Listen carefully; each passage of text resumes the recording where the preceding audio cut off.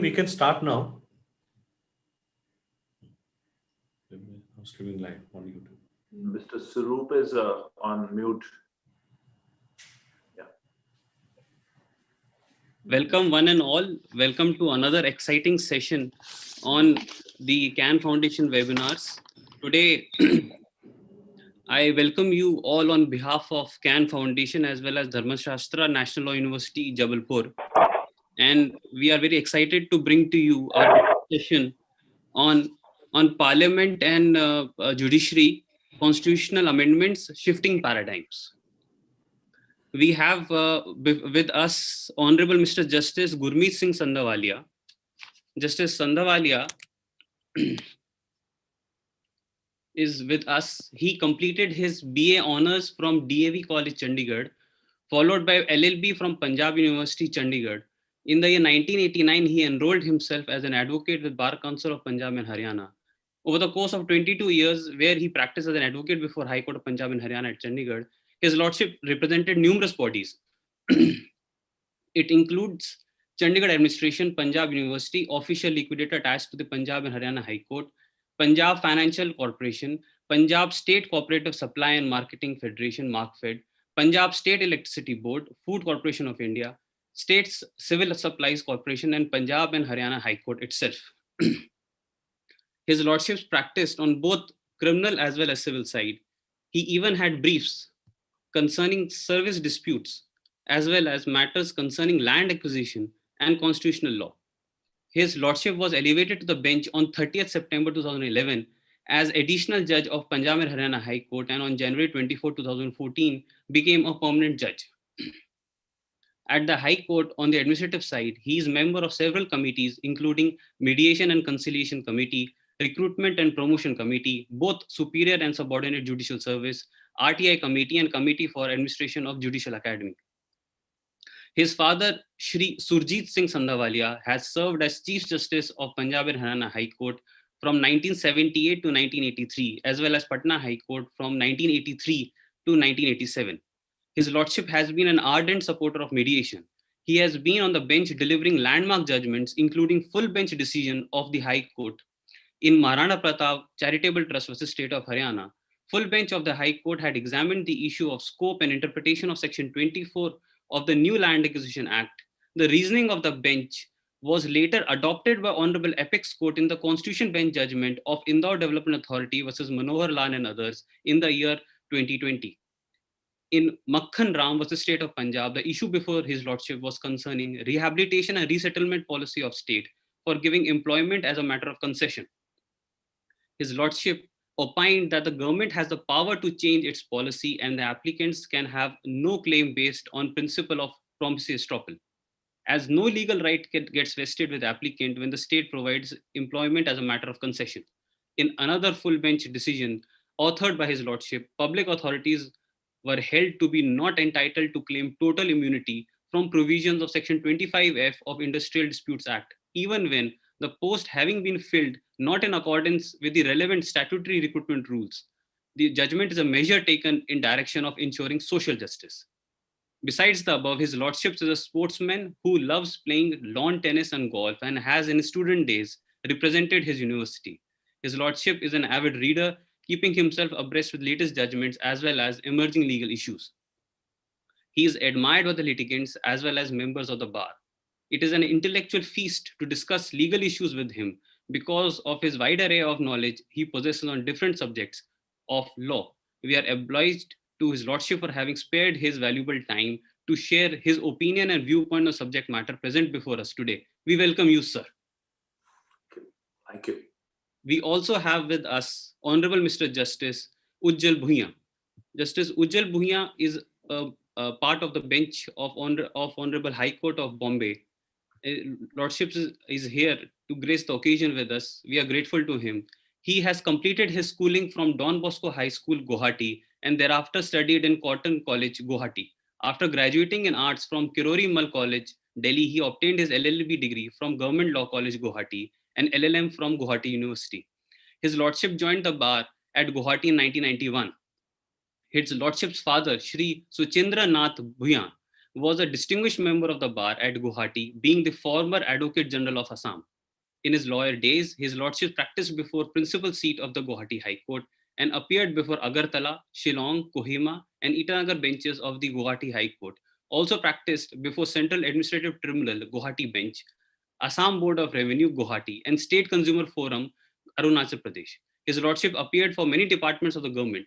He was the standing counsel of the Income Tax Department for 16 long years, starting as junior standing counsel and subsequently being appointed as senior standing counsel. He was the additional government advocate Meghalaya in the principal seat of Guwahati High Court. He was engaged as special counsel of Forest Department, Government of Arunachal Pradesh, subsequently appointed as standing counsel of Guwahati High Court. His lordship was designated as senior advocate by Guwahati High Court in the year 2010 and later appointed as additional advocate general Assam. On October 17, 2011, he was elevated as a judge of Guwahati High Court and was made permanent judge on March 20, 2013. His lordship was executive chairman of Mizoram State Legal Services Authority. His lordship has close association with Judicial Academy Assam and National Law University Guwahati. In the year 2019, his lordship came to the bench of High Court of Bombay. His lordship has been an author of notable decisions, including that of Equality Forum versus State of Assam and others. It was a balance achieved between rights of underprivileged and the need for maintaining administrative efficiency while providing reservation and promotion to scheduled castes and scheduled tribes. His lordship has accepted the desirability of having affirmative action, but based on objective measurable standard of quantifiable data on backwardness as well as on inadequacy of representation of the marginalized group in the promotional cadre.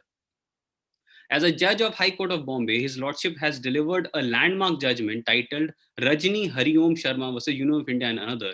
The claim of the wife was accepted and was declared as guardian of her husband, who was in a vegetative state. His lordship, while ensuring gender justice, examined the personal laws applicable as well as the ancient law in the following words.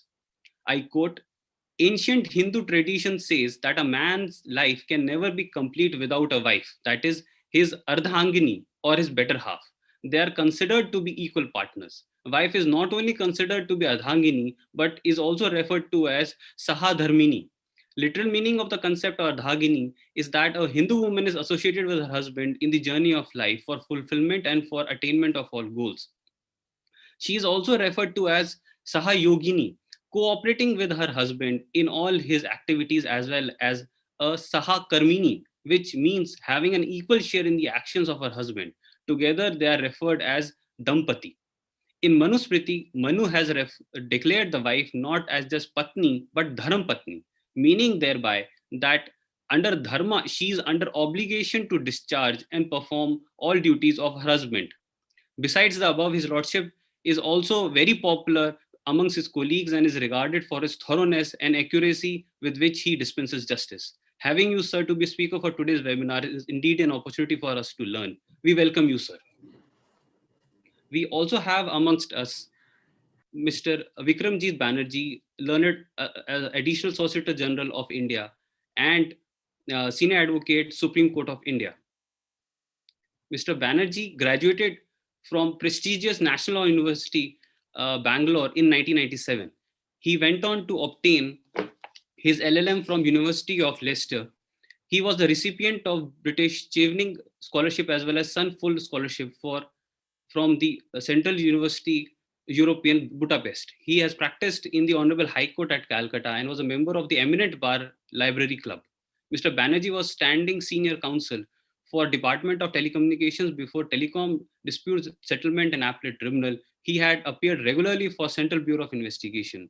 Before the Honorable Apex Court, Mr. Banerjee has argued cases on a number of issues, including company law, civil and contractual laws, arbitration law, criminal law, intellectual property rights, constitutional law, including human rights.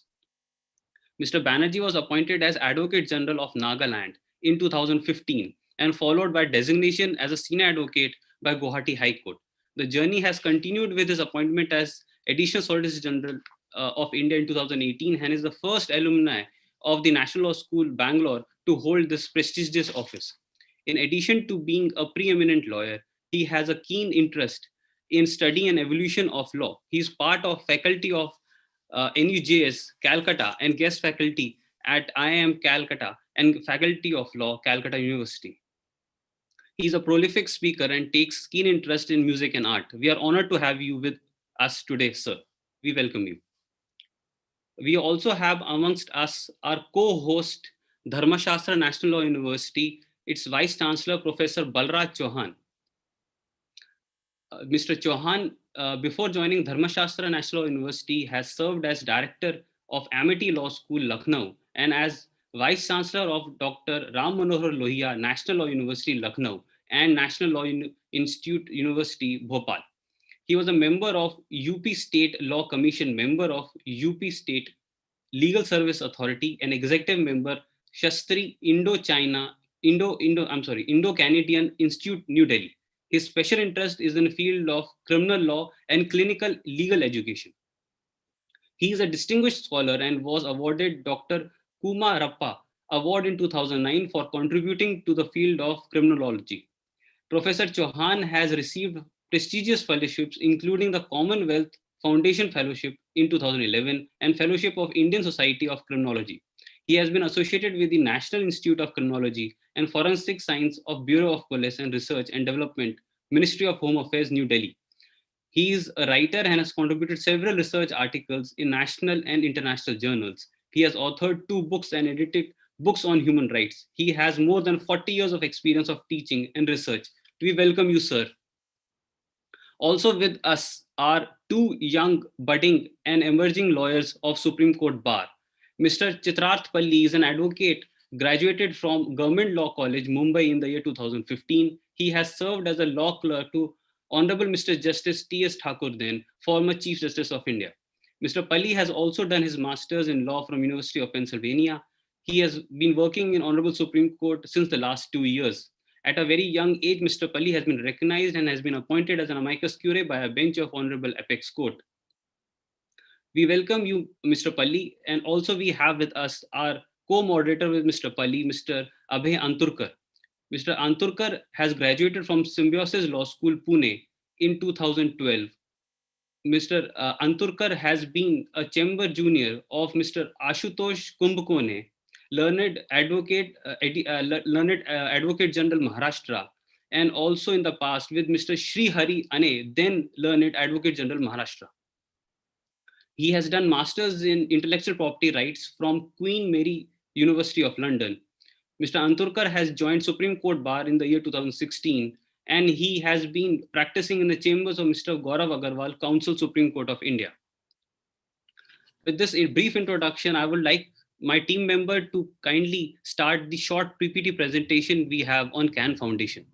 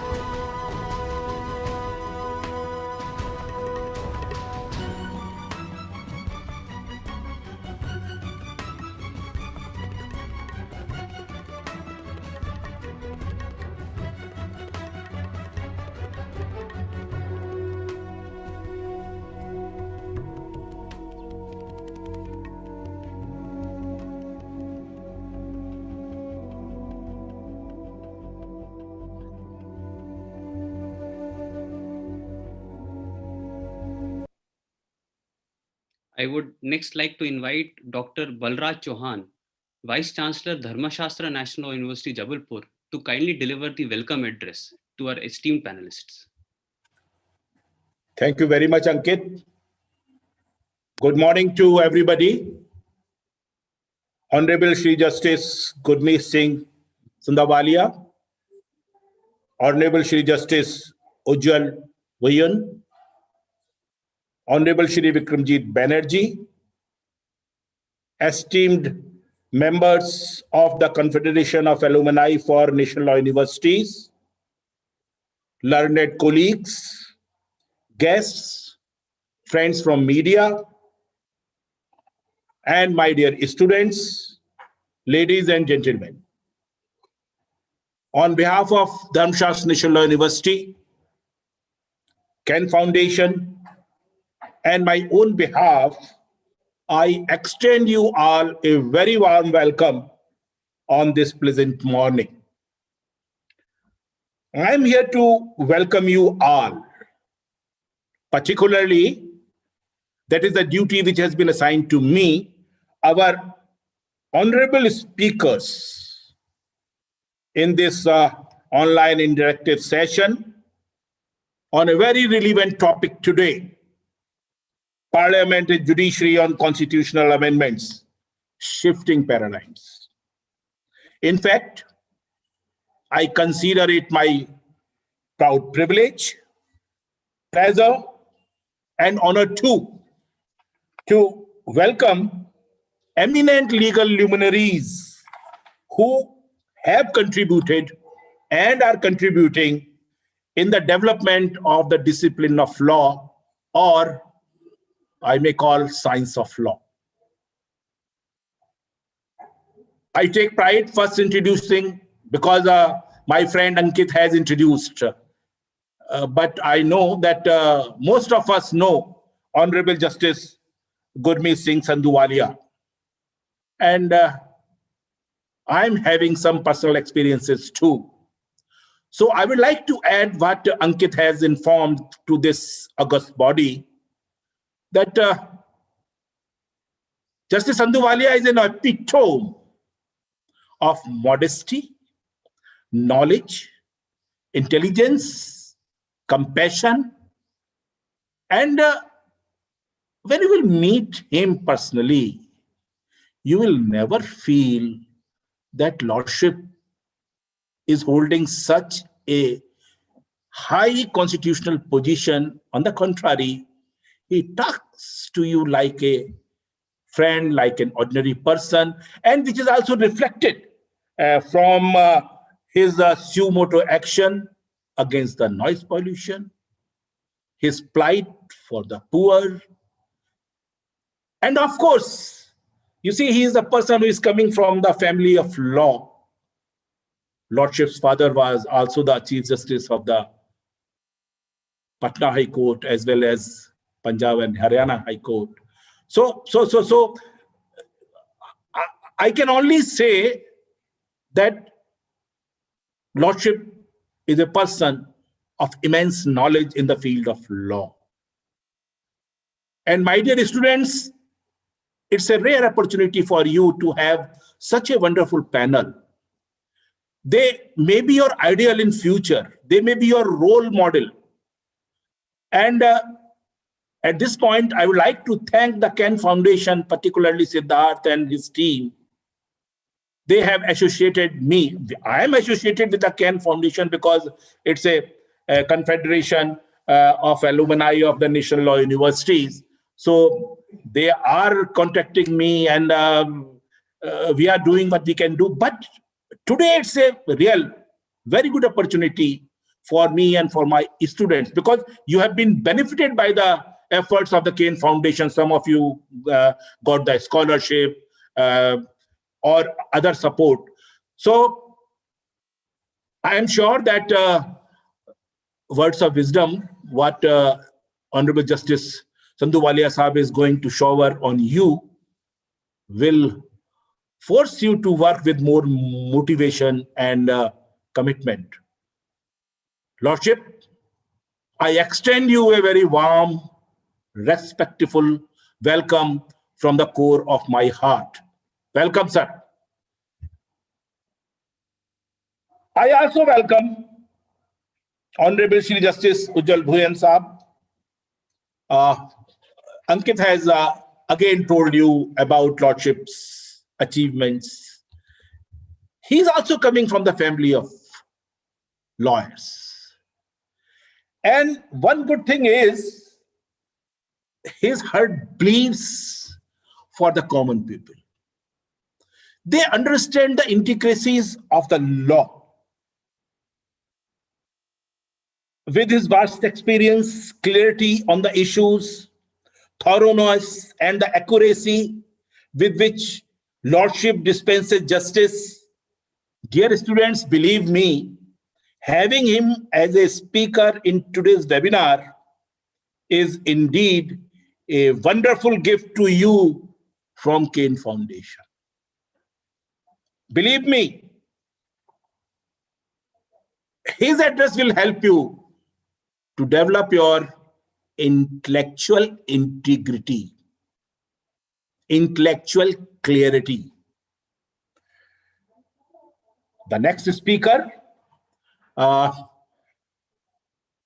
can only say that our young, intelligent, dynamic Additional Solicitor General, Honorable Shri Bikramjit Banerjee, who is an alumnus of NLSUI, who is a recipient of many scholarships, British Shillong, son, having the post-graduation from Leicester University, has worked in NUJS, and today he has shown his intelligence. He has climbed several ladders and sharing the dais with honorable judges as Additional Solicitor General of the Government of India. Power of communication. Choosing of words, making the interpretation is an art. And I am sure that today, my dear students, you will learn this art from a very learned person, Honorable Shri Bikramjit Banerjee. Mr. Banerjee, I take pride, pleasure, because as a teacher, I am very happy to see your progress. I wish all my students should rise so high so that we have to look towards them by raising our heads. So from the core of my heart, I welcome you, and at the same time, I bless you for grand success in future. I also welcome all the guests, students, ladies and gentlemen, and you all will agree with me that today's topic demands an incredible amount of reflection, both philosophically and legally, because underneath the debate lies a potent question: who is the real custodian of Indian Constitution? You see, when Kane Foundation gave me this topic, that they are going to have a discussion, lectures on this topic, I'm not a serious student of Constitution. I am a student of criminal law and criminology. So immediately I just contacted my faculty members. I'm having very learned faculty, Asid and Ruchra, and I started discussing with them.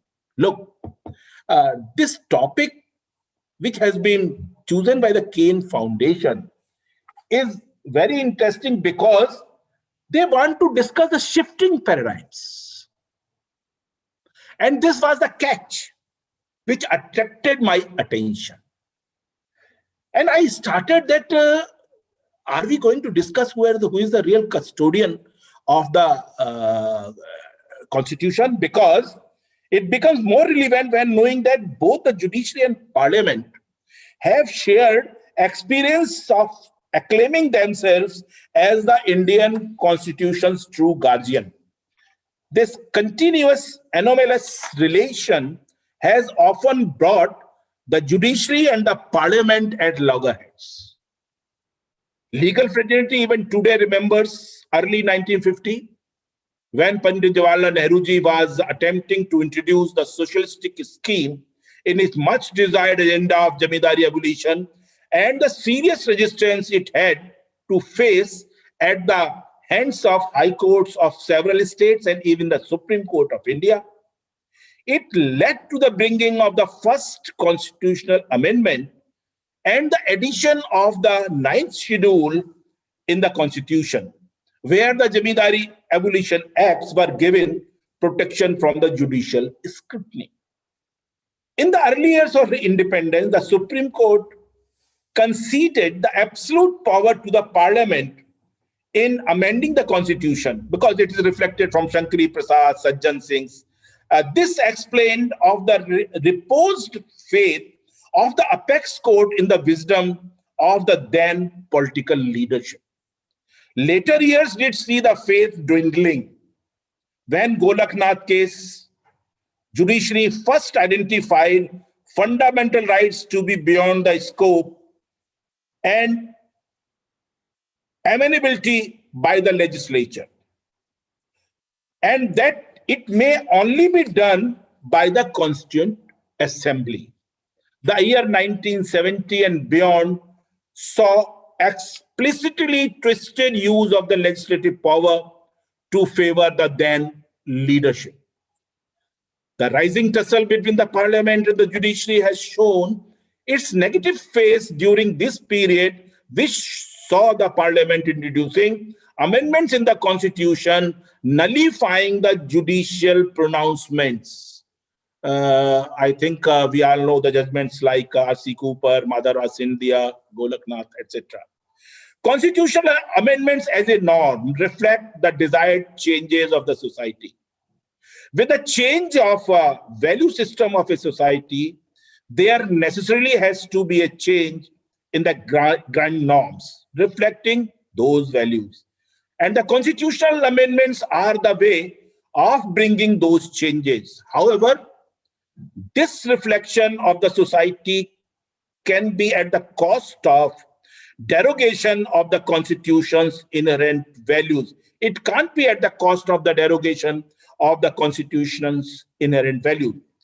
Indian judiciary pivotally has played the role of mediating the sovereign's unrestricted powers and bringing it within framework of the constitutionalism.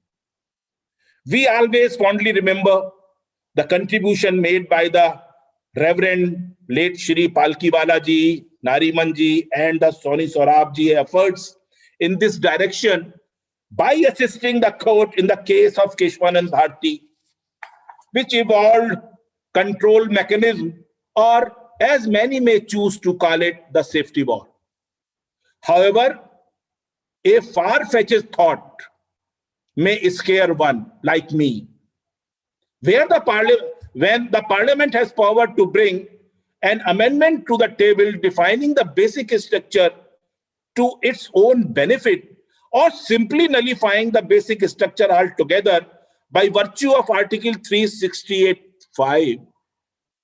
If that happens, judiciary by its very nature shall be bound to follow it unless there is a strong hint of the constitutional ultra-virus in the same. Under certain constitutions, I have seen there are provisions enumerating certain key by the legislature. Indian constitution lacks such a provision, hence necessitating a basic structure formula to preserve the sanctity of the highest law of the land. That basic structure being a product of judicial activism. One can see two clashing powers here. Legislature with its almost absolute power to amend, and the judiciary with this power to nullify the amendments on limited grounds and scope. Naturally, Lordships and Mr. Banerjee, I'm asking these questions on behalf of the students, or I'm just putting the things Number one, how far the judiciary interpretative power go in order to nullify a constitutional amendment through judicial review. NJSC case is in front of us. Should there be any limit to judicial interpretation and judicial activism?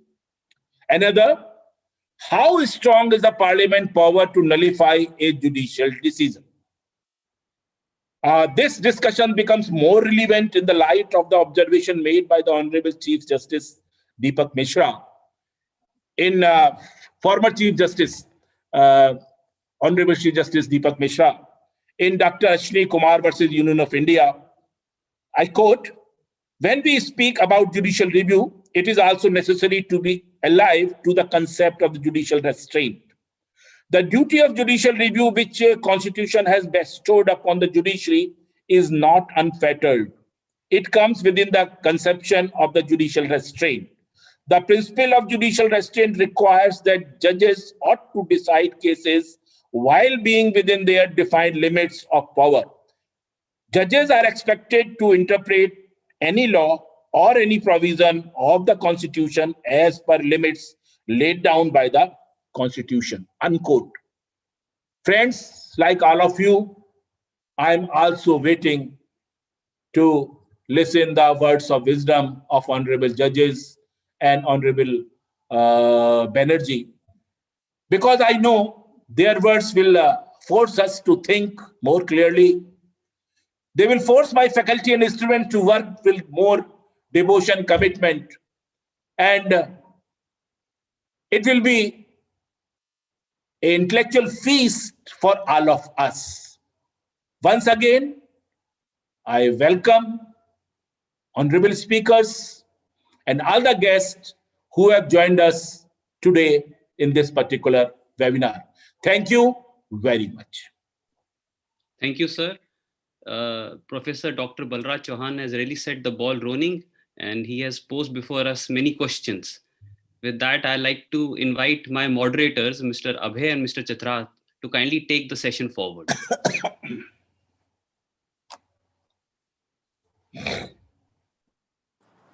Thank you, Ankit. As you rightly said, Professor Chauhan has posed a lot of questions to the honorable speakers. I don't want to eat up into the time of the speakers, so may I straight away invite Justice Sandhawalia to deliver his address on the topic of today's discussion. Well, we started with good morning, so now it's good afternoon to all. And first of all, I thank everyone, the organizers, for the platform that you've given us to interact with each other. The online interactive session, which is now based, as we've already discussed, on the Parliament and the Judiciary, on constitutional amendments, shifting paradigms.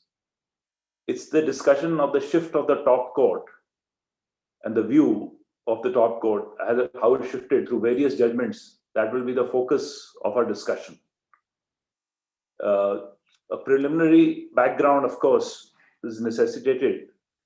So as we know that the Constitution, the Parliament, the state legislatures in India have the power to make laws within their respective jurisdictions. The judiciary, legislature, and the executive being the three pillars on which the effective functioning of the government is resting. The balance as opposed to conflicts is necessary to achieve the ultimate public welfare and the smooth functioning of the constitutional machinery. This power is held not to be an absolute in nature, and the Constitution vests in the judiciary the power to adjudicate upon the constitutional validity of all laws. India has the supremacy of the written constitution, where the powers of the parliament are circumscribed in the four walls set up by the constitution, and yet provides for striking a balance between the various pillars without any encroachment on each other's area for providing effective governance. If there's any violation to the provisions of the constitution by the laws made by the parliament or the state legislatures, the constitutional courts have the powers to declare such laws invalid or ultra-vires. Judicial review encompasses the power of the judiciary to review the actions of the legislative and judiciary, and thus enshrining the principle of the rule of law and maintaining separation of power principle at the grassroots levels. We shall also be talking about the constitution of other countries and the flexibility, adaptability our constitution has been held to have and not having any rigid framework for governance, thus giving powers to the parliament to amend the constitution. The Supreme Court and the High Courts have the powers as such to keep a check on the public bodies, rendering their accountability if the decisions or policies go outside the powers that have been specified in the Constitution. Thus, sometimes it has been seen that courts are acting as a brake to the legislative enthusiasm of the Parliament ever since independence, which can sometimes be unbridled and arbitrary. The basic structure doctrine which has been propounded by the Supreme Court is going to be a subject matter of major discussion. And the judgments revolving around the same are also going to be a topic of discussion. As we all know, Part 20 of the Constitution, which Article 368 is couched, provides the power to the Parliament to amend the Constitution and the procedure laid therein. We need not really go much into depth because all of us know about it. Article 19A, which talks of freedom of speech and expression, whereby subclause B talks of assembling peacefully without arms. Now, the said principle is also applies to all and to the media. The freedom which the print and the electronic media enjoy in India is not enjoyed anywhere in the world except perhaps in the United Kingdom and USA. In Asian countries, this issue was brought up forth when a judge in the Malaysia Court of Appeal announced, in the presence of the Prime Minister, that the written constitution guarantees freedom of speech. After a long pause, in a much softer tone, he stated, but no freedom after speech.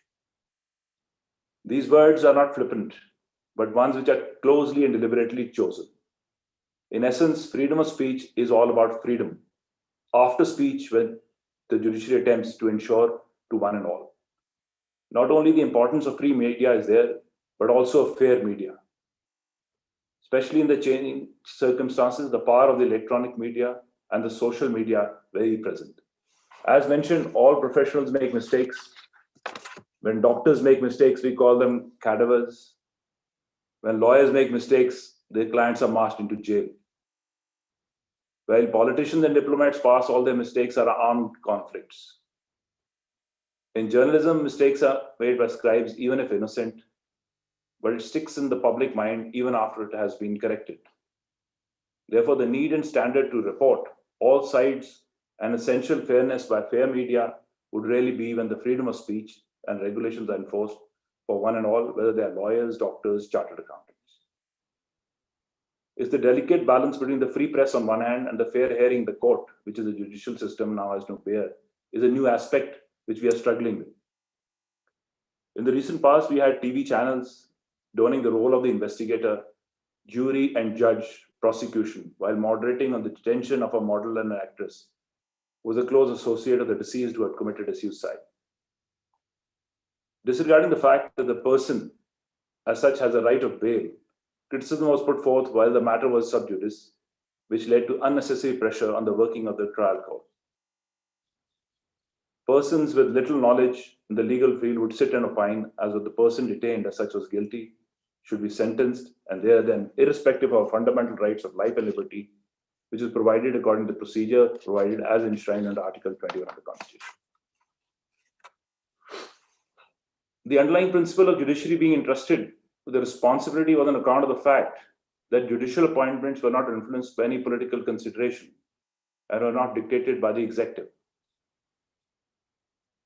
The change would, however, come soon when 1959, Justice S.R. Das was going to retire.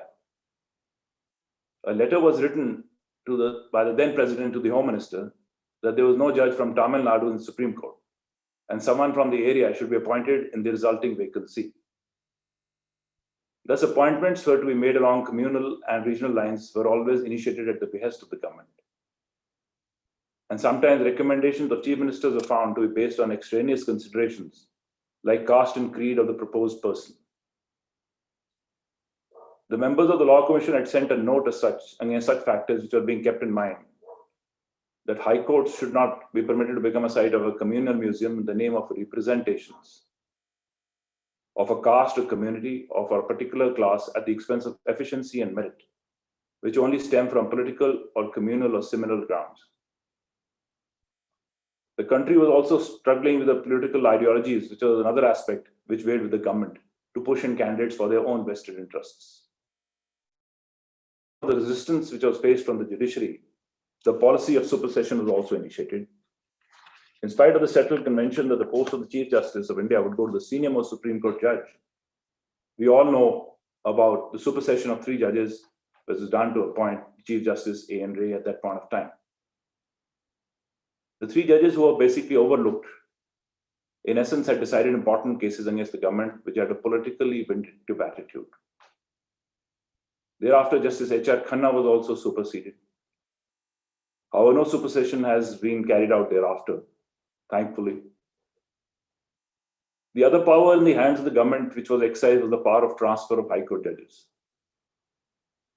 In the early 60s, Home Minister Gulzari Lal Nanda wanted to transfer 4 judges, 2 from Punjab, 1 from Kashmir, and 2 from Allahabad. However, Chief Justice Gajinder Gadkar stood his ground and said that the transfers would interfere with the independence of the judiciary and opposed it, and the said transfers never took place. 2 of the said judges made it to the Supreme Court thereafter. We know in emergency, 16 High Court judges, including Chief Justices, were transferred. The list of 56 other judges whose names were being considered for transfer was prepared to intimidate the judiciary. It is common knowledge that all the judges who were transferred were sent back by the government, Janata government. Thereafter, the attack came on the 1/3 of the judges to be from outside, which the said policy is no longer in force. Thus, these are the forms of intimidation the government has resorted to, as also post-retirement swaps to the judges, which we all know. We know the case of Justice Behrul Islam in January 1983 when he resigned as a Supreme Court judge और बर्तन थोड़े से मंजने to बर्तन भी contest the मैंने Lok Sabha seat as a Congress I candidate.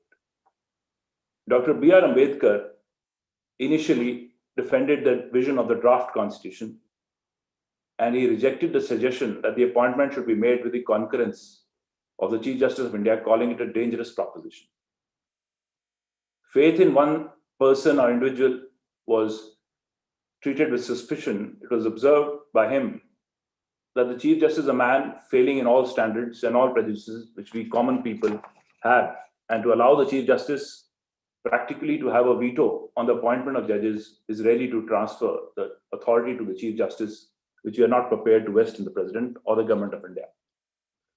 It was in such circumstances that the appointments had to be made with the consultation of the Chief Justice. And then that is what Mr. Banerjee will also highlight in his speech.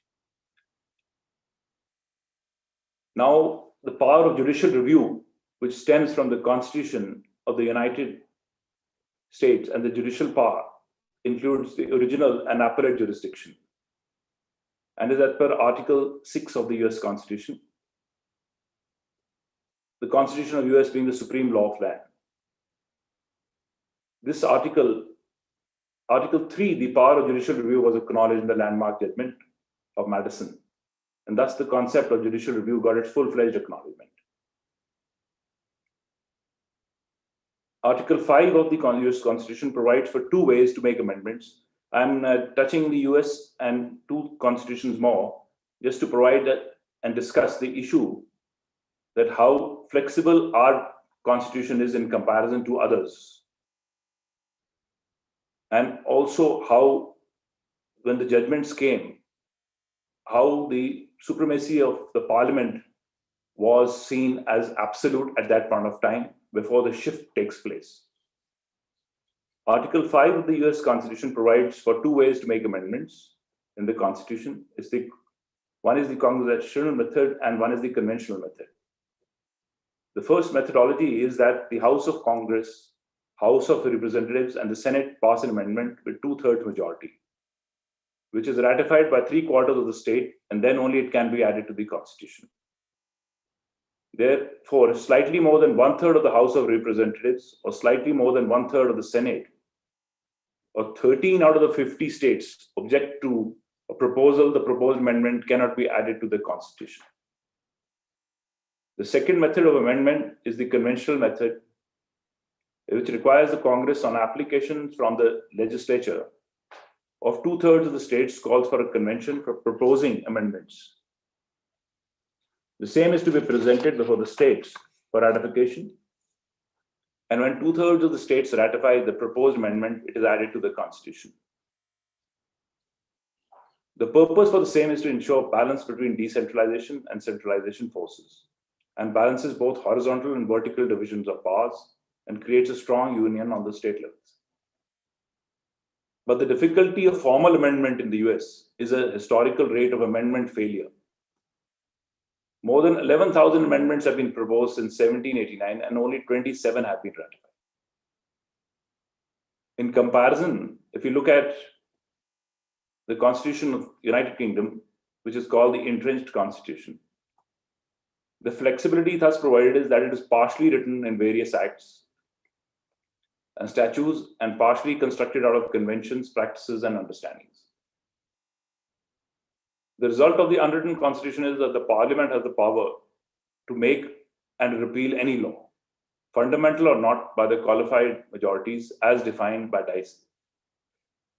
The right to make or unmake any law, whatever, and further, that no person or body is recognized by the law of England as having a right to override or set aside the legislation of Parliament. Thus, the parliamentary power is recognized as supreme, but no parliament can bind itself or the successive parliaments.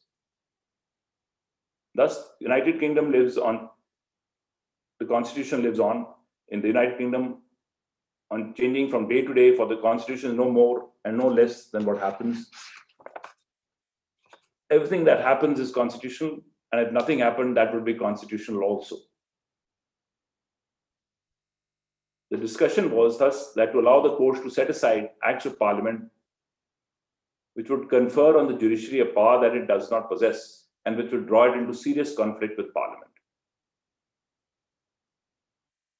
If you look at the Constitution of Canada, it is stated to be an inflexible document and difficult to amend by way of formal amendments. There are 5 procedures for amending the Canadian Constitution, and it cannot be said that the rigidity of the Constitution is a feature and not a flaw. However, the difficulty of formal amendment in Canada is intended maybe to verify the commitment of political actors and people from transforming the Constitution of Canada into something other than what the authoring generation envisaged. The unwritten constitutional principles in the said Canadian Constitution are thus equivalent to the basic structure doctrine that has been expounded by the Apex Court. The commonalities which come across, we can discuss or put them in subheadings as the rule of law, federalism, democracy, respect for minorities, judicial independence, and the separation of powers as Canada's unwritten constitutional principles. The tussle, as Professor Chauhan also said, the tussle between the Parliament and the judiciary from the start can be examined by having a look at the amendments and the new legislations which are put in place after independence. While the debates provided that since the life of the nation is not static but dynamic, living and organic, but political, social, and economic conditions change continuously as the social mores and ideals change from time to time. New problems and complexions arise, and in such situation, Pandit Jawaharlal Nehru had said in the Constituent Assembly on the 8th of November that though we wanted a constitution to be as solid and permanent as we can make it, but there should be certain flexibilities, but there can be no permanence. The rigidity and permanence stopped the nation's growth, and therefore flexibility had to be prevalent as the world is passing through a swift period of transition. He said that what we may do today may not be wholly applicable tomorrow, and therefore, while we make the Constitution which is sound and as basic as we can, it should be flexible. Our Constitution has been said to be striking a good balance between flexibility and rigidity. Dr. B.R. Ambedkar had referred to the American and the Australian constitutions, and it said that the only limitation is that it will be done by a majority of not less than 2/3 of the members of each house present and voting. A majority of the total membership of each house, and it could not be said to be a simpler method of amending the constitution. The power of amendment of the parliament to be supreme on the ground that the parliament was to constitute on the basis of elected adult suffrage was what was in the mind of the founding father. However, eminent lawyer Mr. Palkiwala's words have to be kept in mind. The power of amendment was viewed by him as a bar which cannot be construed as authorizing the destruction of other powers conferred by the same instrument. And if there is no limit to the amending power, it can be used to destroy the judicial power, the executive power, and even the ordinary legislative power of parliament.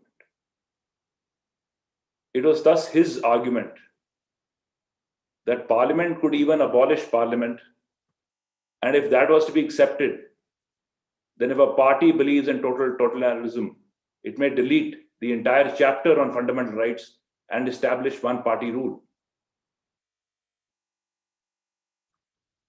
The Congress party at that point of time had enacted, as we know, several laws in the states with the aim of reforming land ownership and tenancy structures on account of implementing the socialistic goals of the Constitution for equitable distribution of resources of production amongst citizens and the prevention of concentration of wealth in the hands of few. This action had been snubbed by the courts, which had added to the situation in the 50s. In 1915, A.K. Gopalan's case, as we know, the communist leader was already in jail and was thus served a detention order under the Preventive Detention Law of 1950. It was at that stage, the apex court as such dismissed the petition on the ground that if the freedom was removed by the state as per the system set up by law, it could not be said to be disregarding the arrangement provided under the Constitution of India. However, on personal liberty, 2 years later itself, in the state of Madras versus V.G. Rao, the apex court upheld the judgment of the High Court, Madras, where the government order declaring the society was quashed and which had declared it an unlawful association as per the Indian Criminal Law Amendment, Madras Act 1950. An amendment had also been passed under the Act on Section 15(2)(b), which gave power to the state government to declare by notification a society unlawful. It was held that it constitutes a danger to the public peace or has interfered with the maintenance of public order or has interfered with the administration of justice, and that the apex court had been assigned the role of the sentinel regarding the fundamental rights from the principle of QI. It was thus held that the court could not desert its own duty to determine finally the constitutionality of an impugned statute. And it was noticed that there was a debate in some quarters that the courts in the new setup are out to seek clashes with the legislatures in the country.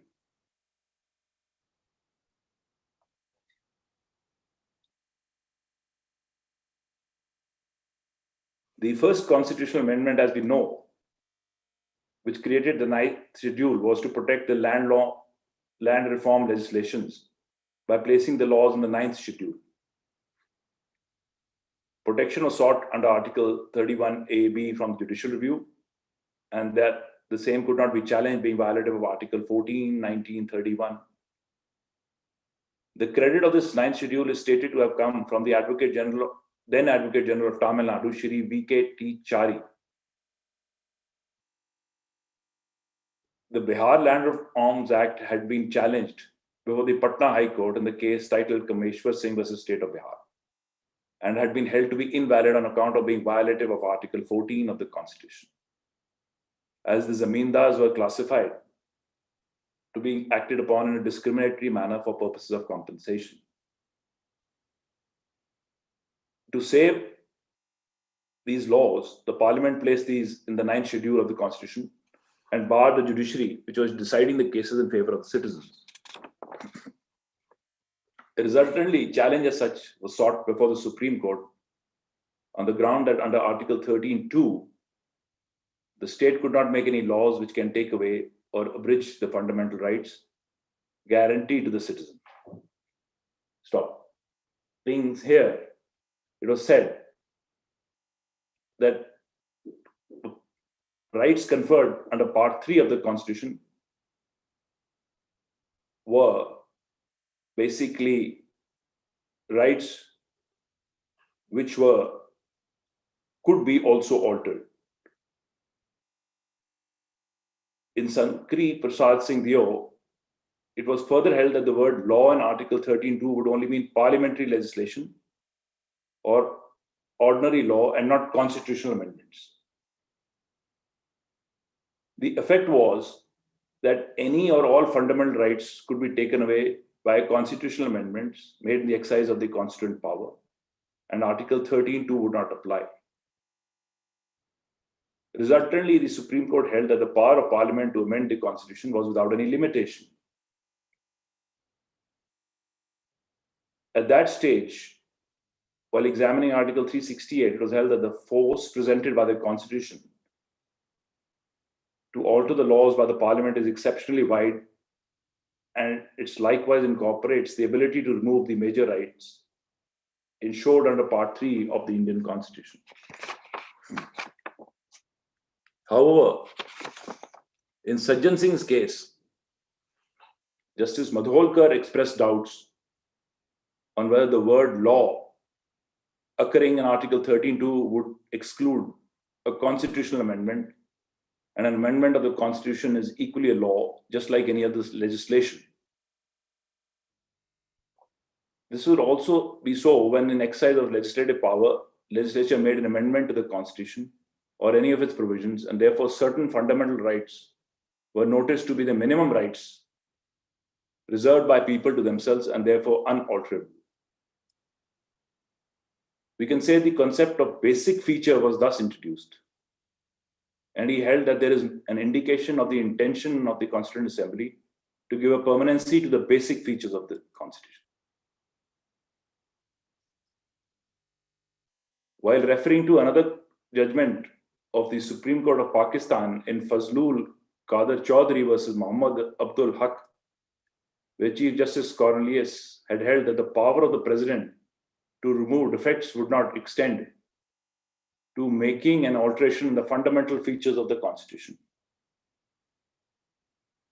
Thus, it was held in his conclusion that the judgment was only an expression of certain doubts which had assailed him regarding a question of paramount importance to the citizens of the country to know whether the basic features of the Constitution under which we live and to which we owe allegiance are to endure for all times and at least for the foreseeable future, or whether they are no more enduring than the implemental and subordinate provisions of the Constitution.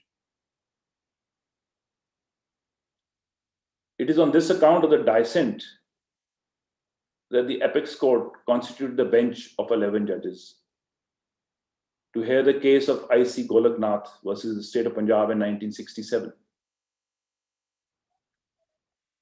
The State of Punjab had introduced the Punjab Security of Land Tenures Act 1953, and similarly, Mysore Land Reforms Act 1961 had also been introduced. A ceiling had been put on the land holdings, and tenants were conferred the ownership of lands which were surplus or in excess of the ceiling limit.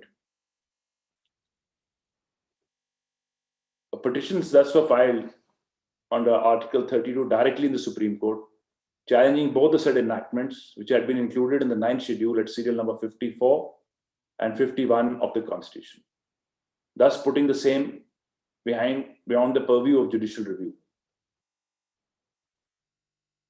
the validity of the First Amendment, the Fourth Amendment, and the 17th Amendment had to be challenged on account of the earlier decisions in Shankari Prasad and in Sajjan Singh. And until and unless these are overruled, the petitioners could not have succeeded. The court was then, while shifting the stance, got in the principle of prospective overruling the earlier judgments. Since by overruling the earlier judgments and the earlier amendments being declared unconstitutional, the difficulty would be that the courts were facing was that all land reform legislations made from 50 to 67 would be rendered invalid. Thousands of acres of land had been acquired and distributed to the cultivating peasants for 17 years. And at this stage, the court fell back on the American constitutional doctrine of prospective overruling. Resultantly, we would say that the petitioners got no relief, but Golaknath became immortal in the Indian legal glossary. This shift from total freedom to total embargo was difficult for the parliament to accept and was a major stop to the unlimited powers of the parliament to amend and alter the constitution. It is resultantly the Supreme Court was put on a direct collision course with the ruling Congress government led by then Mrs. Indira Gandhi.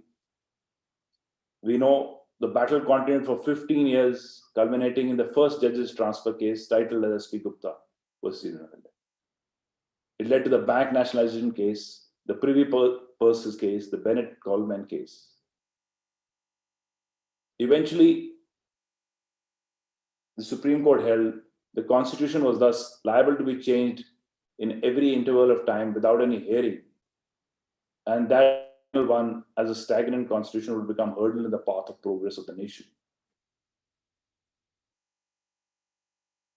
The fact remains that the founding fathers of the Constitution have given us the rights without placing and giving that much of importance to their duties. The political players of various segments in the countries we notice sometimes are more interested in fulfilling their individual aspirations than the aspirations of the people.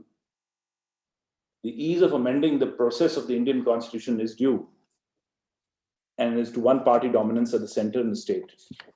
And thus it has been observed that in spite of the assurances given in part 3, the amendment in the Constitution would become a plaything of the special majority.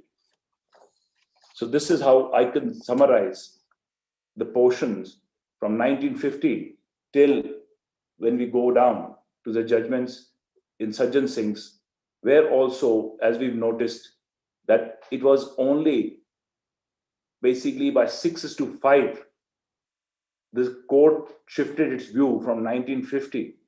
But for 2 decades, the view prevailed that the Constitution was supreme. I can see that I'm running out of time because on this topic, as we noticed, we can talk and carry on because this is part of what we can say history. And we always hope that history is there but should not repeat itself.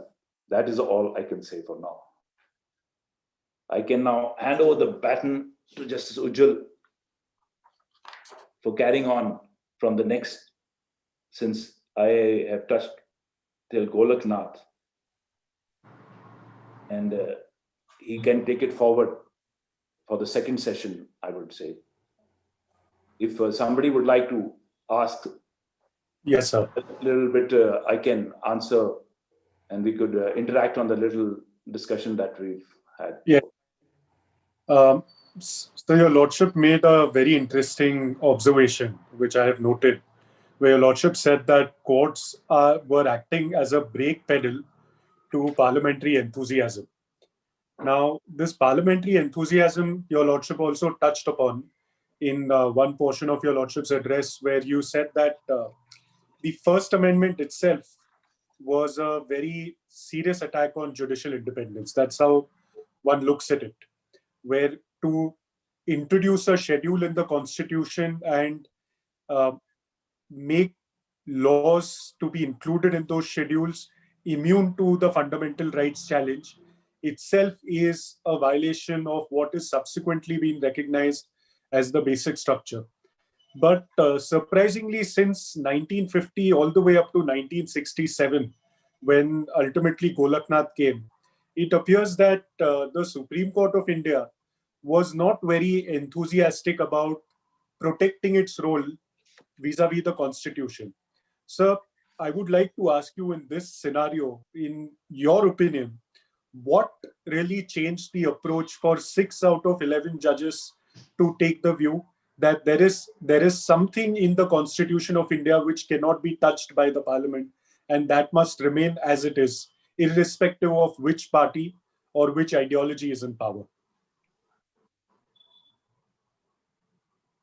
The discussion would be that basically, as we touched on the British Constitution and the power of the Parliament, in UK, it says that the power of Parliament is supreme.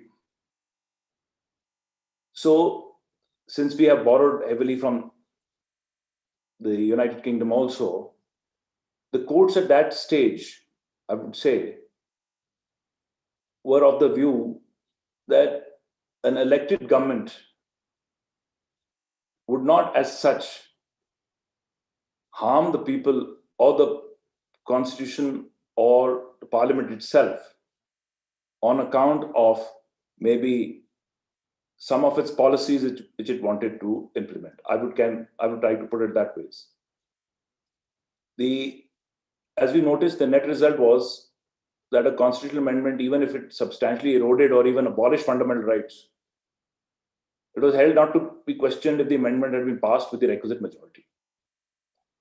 Resultantly, we can see that any ruling party which had 2/3 majority in the Parliament and had a control over half of the states could amend the Constitution to any extent. And the judiciary could not interfere. At that stage, I would say the Apex Court could not comprehend the possibility of the Parliament doing anything that could damage the Constitution. The fundamental principle at that stage being that Parliament on whom such power had been conferred would not abuse it. It was based specifically, I would say, on the principle that sovereignty of the Parliament must be paramount, which was flowing from the power given by the Parliament, as in the United Kingdom.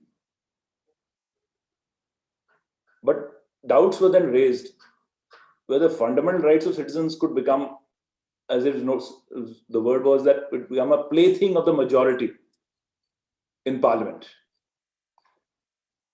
Now, what had happened was, by the amendments made in the Constituent Power, which was held to be excluded while taking into consideration the word law in Article 13, the doubts had been raised by Justice Hidayatullah and Justice Madholkar.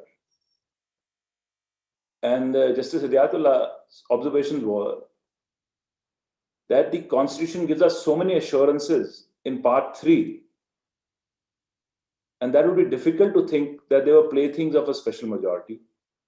To hold this would mean, prima facie, that the most common parts of a Constitution would stand on the same footing as any other provisions, and even on a less firm ground than on which the articles mentioned in the provisos stand. So therefore, that was the view. And if it could be held that the Parliament had unlimited power to amend, then it could also abolish the post of the President. It could obliterate the concept of federalism. Could fundamental rights be abrogated, and a democratic republic could be converted into one-party system. The court maybe at that stage felt that it was the misuse of the 9th schedule and the frequent constitutional amendments, and that several laws which had nothing to do with agrarian reforms had been included in the 9th schedule. Now, at that time, Pandit Nehru's concept was pushing through the directive principles, which have been put in on, again, borrowed from the Irish constitution. So it was then noticed that if the amending power would not enable the parliament to override all express or implied limitations on that power, the parliament thus could not amend part 3, fundamental rights of the constitution. It was at this stage, you can say, the pendulum swung to the opposite extreme. And they, of course, by a very, very thin, wafer thin, you could say 6:5, that the majority held that by holding that parliament rights were sacrosanct and they could not be altered at all. And Justice Hidayatullah had taken a similar view in Sajjan Singh's case. And he was only one of the judges who had heard both the cases. He had already expressed it out, and he cautioned against the dangers of eroding fundamental rights. Let us say his words are, for the ostensible object of promoting directive principles. He also questioned the patent abuse of the 9th schedule and the inclusion of laws that had no connection whatsoever with the zamindari estates or other reformative legislations. For example, the Railway Companies Act Emergency Provisions Act 1951 was amongst one of the various statutes which has been added. It has nothing to do with agrarian reforms or the basic purpose for which the 9th schedule was inserted.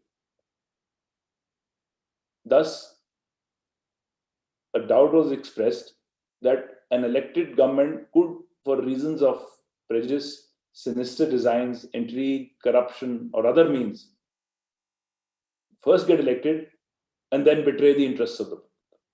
It was on this principle, we could say, that the pendulum, which is our main topic today, how the shift took place, though it might have taken almost 2 decades.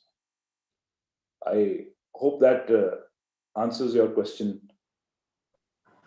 Yes, sir.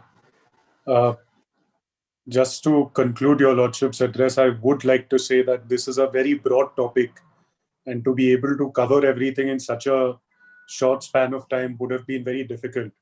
But I'm sure your Lordships have been a victim of long-drawn arguments made by lawyers, and out of your Lordship's experience, it has really taught us a lesson in brevity and preciseness today. So thank you.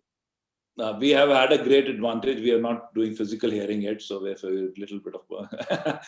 I think Justice Bhuyan is now already, they've started. So hopefully by Monday we also from tomorrow, we partly start. And we all look back to getting back to work after almost a year of hiatus. So now over to Justice Bhuyan. Yeah. May I request my co-moderator Chitat Palli to invite Justice Bhuyan for his address? Justice Bhuyan? Yes. Am I audible? Justice Bhuyan, you can carry on Okay. from Sandhawalia left. Okay. Brother Justice Sandawaliya, Vice Chancellor Mr. Chauhan, Additional Solicitor General Mr. Banerjee, faculty members of the Dharmashastra National Law University, members of CAN Foundation, ladies and gentlemen. It was a privilege to hear Justice Sandhawalia beautifully explaining the progression of the law pertaining to constitutional amendments from other countries, then independence, and up to Goloknath.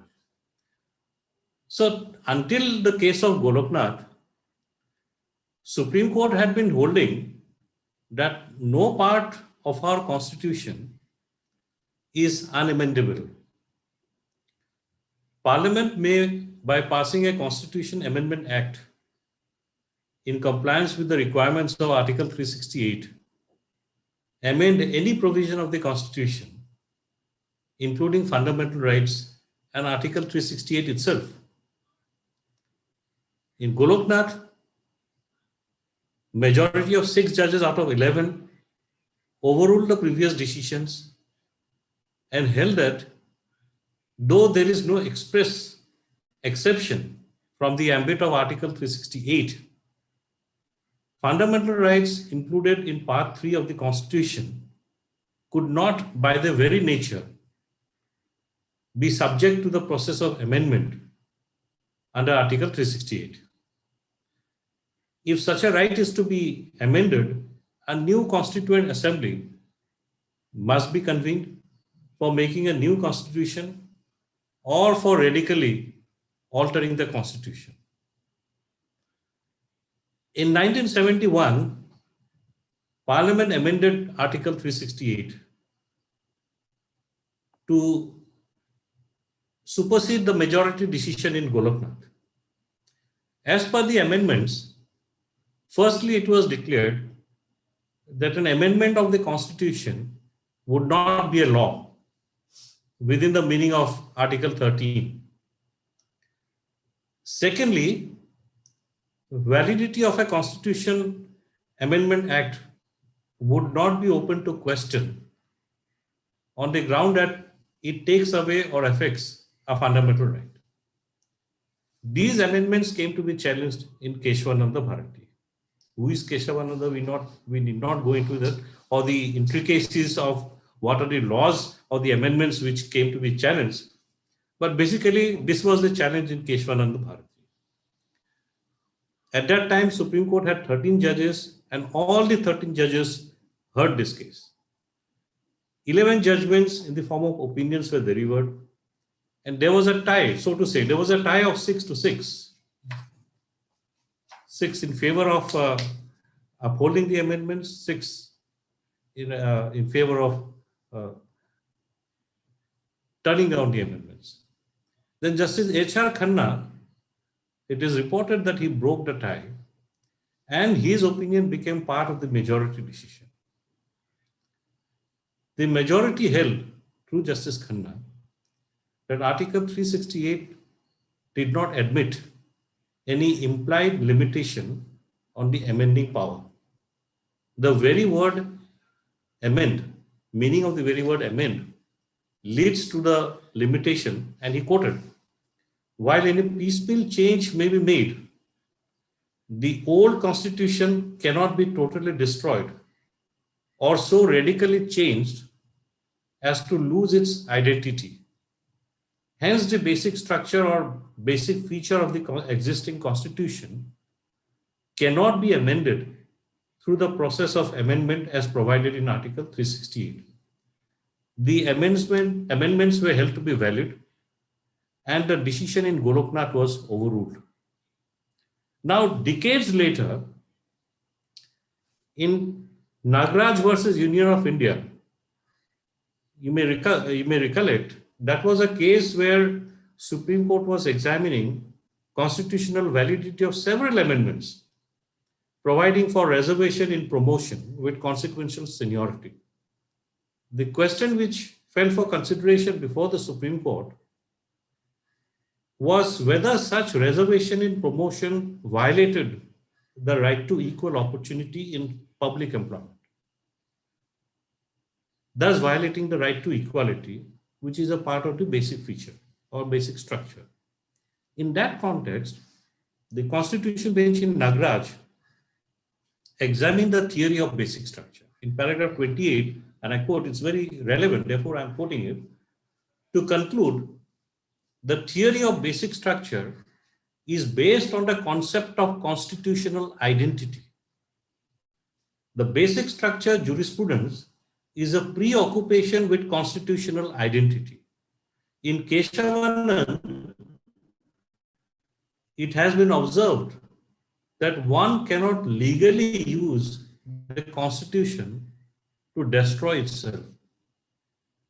It is further observed that the personality of the Constitution, this court in Keshavananda Bharati, while propounding the theory of basic structure, relied upon the doctrine of constitutional identity. The word amendment postulates that the old Constitution survives without loss of its identity, despite the change, and it continues even though it has been subjected to alteration. This is the constant theme of the opinions in the majority decision in Keshavananda. To destroy its identity is to abrogate the basic structure of the Constitution. This is the principle of constitutional sovereignty. The main object behind the theory of constitutional identity is continuity. And within that continuity of identity, changes are admissible depending upon the situation and circumstances of the day. So therefore, you have seen, and as explained in Nagaraj, the theory of basic structure is based on the concept of constitutional identity. One cannot legally use the Constitution to destroy itself.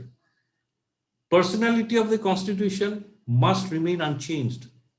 The word amendment postulates that the old Constitution survives without loss of its identity, despite the change, and it continues even though it has been subjected to alteration.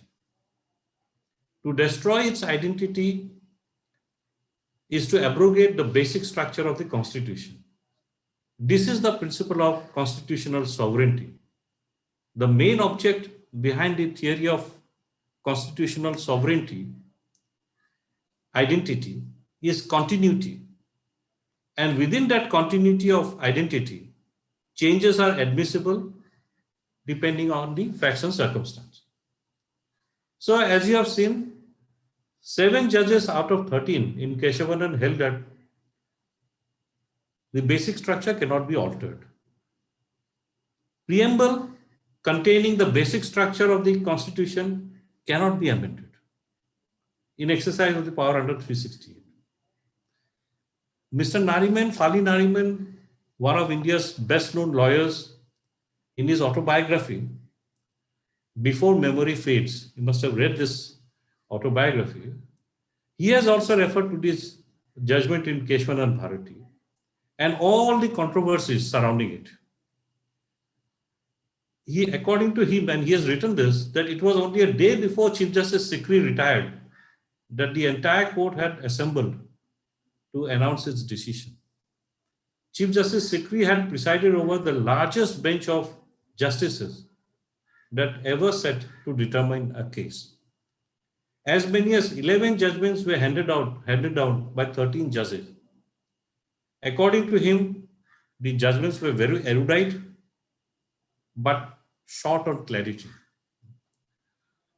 The view of the court was in favor of the parliament having the power to amend any provision of the Constitution, but in the process could not destroy or alter any basic structure. Now, he also writes that a summary of the final order was prepared, but it was signed by only 9 out of the 13 judges. This is the law which laid down in Keshavananda. Now, this statement of 9 is also referred to by Granville Austin in his book, Working a Democratic Constitution, The Indian Experience, about this statement stating to be the ratio of the decision laid down by the majority. Now, to celebrate 40 years of the judgment in Keshavananda, I came across an article in the newspaper in Hindu long back on 24th of April 2013. It was written by Shri Arvind Datar, eminent counsel of Supreme Court. He writes in that article published in Hindu in 2013, about 7-8 years back, that this case was heard for 68 days. Arguments commencing on October 31st, 1972, and going on till 23rd of March, 1973. Judgment was pronounced on April 24th, 1973. According to him, the hard work and scholarship that had gone into the preparation of this case was path-breaking. It was not seen before. Hundreds of cases were cited, and the then Attorney General Nirende, Mr. Nirende, he had made a comparative chart analyzing the provisions of 71 constitutions of 71 different countries. And all these efforts was to answer just one question: was the power of parliament to amend the constitution unlimited? That was the simple question. In other words, could parliament alter, amend, abrogate any part of the constitution, even to the extent of taking away all fundamental rights? The conclusion was by a wafer-thin majority of 7:6, with the judgments running into 703 pages. As was pointed out by Brother Sandhawalia, this concept of a basic structure, and which Mr. Datter also writes in his article, was first given hint of by Justice Mudholkar about 8 years earlier, wherein he referred to a 1963 decision of the Pakistan Supreme Court. Chief Justice of Pakistan at that time was Justice Cornelius, a Christian. And he said that President of Pakistan could not alter fundamental features of their constitution. But much have changed in Pakistan thereafter. A number of judgments have come, which have considerably altered the situation now. We'll not delve into that aspect. But coming back to Goloknath, it was one way, if you look at it, it was a victory for the government because the amendments were upheld and the judgment in Goloknath was overruled. So the government should have been happy. But it was found that the executive government of the day was certainly not happy with this verdict, and primarily because of this basic structure doctrine. Now, in his book, Granville Austin, Working a Democratic Constitution, the Indian Experience, he has dealt at considerable length on this Keshavananda case. And according to him, this basic structure doctrine, as propounded in Keshavananda, has become the backdrop of constitutional interpretation in India. Because this doctrine reduced the government's freedom to employ the two amendments, it treated ruling as a defeat, despite the amendments having been upheld. In fact, this was actually a build-up. It was coming, it was bound to happen. The Keshavananda case was the culmination of a serious conflict between the judiciary and the executive government during that point of time. In 1967, as was pointed out, Supreme Court took the rather extreme view in Goloknath, 6:5, that Parliament could not amend any fundamental right. 2 years later, the government nationalized 14 major banks, providing for paltry compensation payable in the form of bonds maturing in 10 years. This was struck down by the Supreme Court. Although it upheld the right of the Parliament to nationalize banks and industries. 1 year later, the government abolished private persons. This was again challenged, and one of the petitioners was late Madhavrao Scindia. Supreme Court upheld the challenge on the ground that it was a constitutional betrayal of the solemn assurance given to the erstwhile rulers by the then Home Minister, Sardar Patel. So, one after the other, these major cases were a setback for the government. And interestingly, all these cases, the lawyer for the petitioners was Mr. Nani Palkiwala. He was a common thread in all these cases, in all these verdicts. So, to nullify these judgments in Goloknath, bank nationalization, private persons, series of amendments were brought in, which were successfully challenged in Keshavananda. Now, it had an immediate fallout. We know what happened. That's another issue. But At that point of time, the basic structure doctrine was severely criticized as being anti-democratic because it had blocked the parliament. It had put some kind of a fetter on the parliament, which was not intended by the Constituent Assembly in making laws as the parliament thought necessary. Now, side by side, and another interesting politico-legal development was taking place. Mrs. Indira Gandhi's election to parliament from the Raebareli constituency in Uttar Pradesh was challenged in an election petition by her adversary, Raj Narayan, in the Allahabad High Court. He alleged that the defendant, the successful candidate, had resorted to corrupt practice, thus violating the provisions of the Representation of the People Act 1951. There was a prolonged hearing intercepted by several petitions to the Supreme Court on various legal issues. Justice Sinha, Jagmohan Lal Sinha of the Allahabad High Court, he delivered his catalytic judgment on June 12, 1975.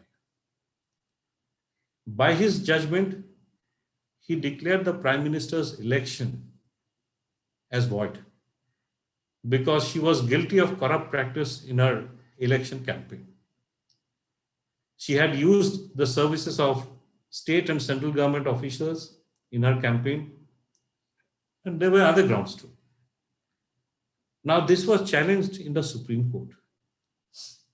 Interestingly, this time, Mrs. Gandhi turned to Mr. Nariman, to Mr. Palkiwala to plead her case. At that point of time, Mr. Nariman was the Solicitor General. Palkiwala and Nariman sought for an unconditional stay of this verdict. At that time, Supreme Court was in vacation, and the matter came up before the vacation judge, Justice Krishna Iyer. He heard the matter on 23rd of June, and on the next day, he pronounced the order. He stayed this, he granted a conditional stay, ruling that the electoral disqualification stood eclipsed during the stay. The Prime Minister could address the Parliament, but she could neither participate nor vote in the Lok Sabha debates, nor draw remuneration as a member. Then this followed the emergency. This emergency was declared. During this period, government introduced several amendments, including the 39th Amendment in 1975. As per this amendment, elections to the high offices of the President, Vice President, Prime Minister, Speaker of the Lok Sabha were made immune from judicial scrutiny. They could not be challenged in a court of law. In case of a dispute, those could be decided only by a forum or authority to be established by Parliament. Now, all these amendments were also challenged and clubbed together with the election petition. In Indira Nehru Gandhi versus Raj Narayan, that's a 1975 Supreme Court case, Supreme Court though upheld the election of the Prime Minister, however, annulled such amendments on the ground that it altered certain basic features of the Constitution. Principle of free and fair elections, rule of law, abolishing judicial determination of election dispute, so on and so forth. This judgment was a unanimous one rendered by 5 judges, 4 of whom had given the minority opinion in Keshavananda. There, they had said that there's no concept called basic structure. Parliament had untrammeled powers. Here, following Keshavananda, they said, now this provision violated the basic structure and therefore liable to be structure. This is a fine example of judicial discipline following judicial precedents. And I think this is one of the very fine examples which we can point out. Now, immediate fallout, we know when Chief Justice Sikri retired, three senior judges, Justice Hegde, Justice Shelott, and Justice Grover were superseded, and a relatively junior judge, Justice A.N. Ray, was made the Chief Justice. This was followed by the three senior judges resigning. 3 days after the Supreme Court reaffirmed the basic structure doctrine in Indira Nehru Gandhi versus Raj Narayan, Chief Justice A.N. Ray convened a 13-judge bench, which included 8 new judges who were appointed in the meanwhile, to review the basic structure doctrine. There's an interesting book in this regard. This is a book called Keshavananda Bharati, The Untold Story of Struggle for Supremacy by Supreme Court and Parliament. This is a book written by late Tempton Andhyarujina, who was from Bombay. He was a senior counsel practicing in the Supreme Court. He was one of the counsel in this case. Earlier, he was Advocate General Maharashtra and then Solicitor General of India. He had appeared in this case along with Mr. Sirvai for the state of Kerala. Mr. Andhyarujina describes this case as India's greatest constitutional case. Though it was cast in the form of a legal issue on Parliament's power to amend the Constitution, it was in fact culmination of a struggle for supremacy between the Supreme Court and the Parliament. According to him, this judgment introduced in the constitutional law the axiom that Parliament cannot, by an amendment of the Constitution, alter a basic structure of the Constitution. Now, this book gives a very interesting ringside view of what was happening in the Supreme Court and in the Parliament from the lens of a lawyer. We can't go into that now. But from a lawyer's perspective, he gave a ringside view of what was happening. He records that on October 20th, 1975, Chief Justice Ray had issued a written order that the court would hear arguments on November 10, 1975 on 2 questions. The 2 questions were whether or not the basic structure doctrine restricted Parliament's power to amend the Constitution, and secondly, whether or not the bank nationalization case was correctly decided. Mr. Andhyarujina writes in his book that there was no application for such review and no hearing had taken place, on the basis of which the order dated 20th of October 1975 was passed. Justice H.R. Khanna also in his autobiography, Neither Roses Nor Thorns, has also written about this aspect. So when the hearing commenced on the review on 10th November 1971, there was tension, palpable tension in the courtroom. Initially, the review was moved by the Attorney General, Nirinde, and on 11th, Palkhiwala appeared and to oppose the review. Andhyarujina has given a vivid description of the hearing which took place on those 2 days. In his accounts, he has described as to how Palkhiwala argued on those 2 days. Palkhiwala argued that no case was made out to review the basic structure theory, and that no case in which the court had expressed difficulty in applying the theory was brought to its notice.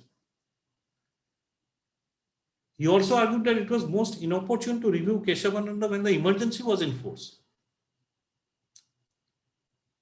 But it was his arguments about the consequence of unbridled power of amendment of the Constitution if the limitation of basic structure was revised by the court, which had a powerful impact on the bench.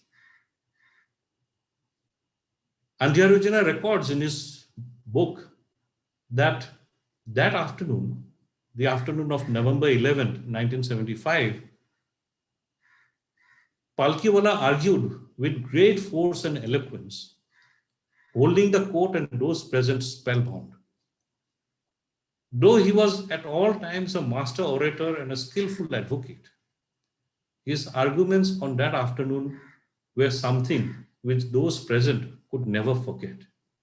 Justice Khanna, who was on the review bench and was witness to Palkhiwala's submissions, observed in his memoirs that he believed that the height of eloquence reached by Palkhiwala on that day will never be surpassed in the history of the Supreme Court.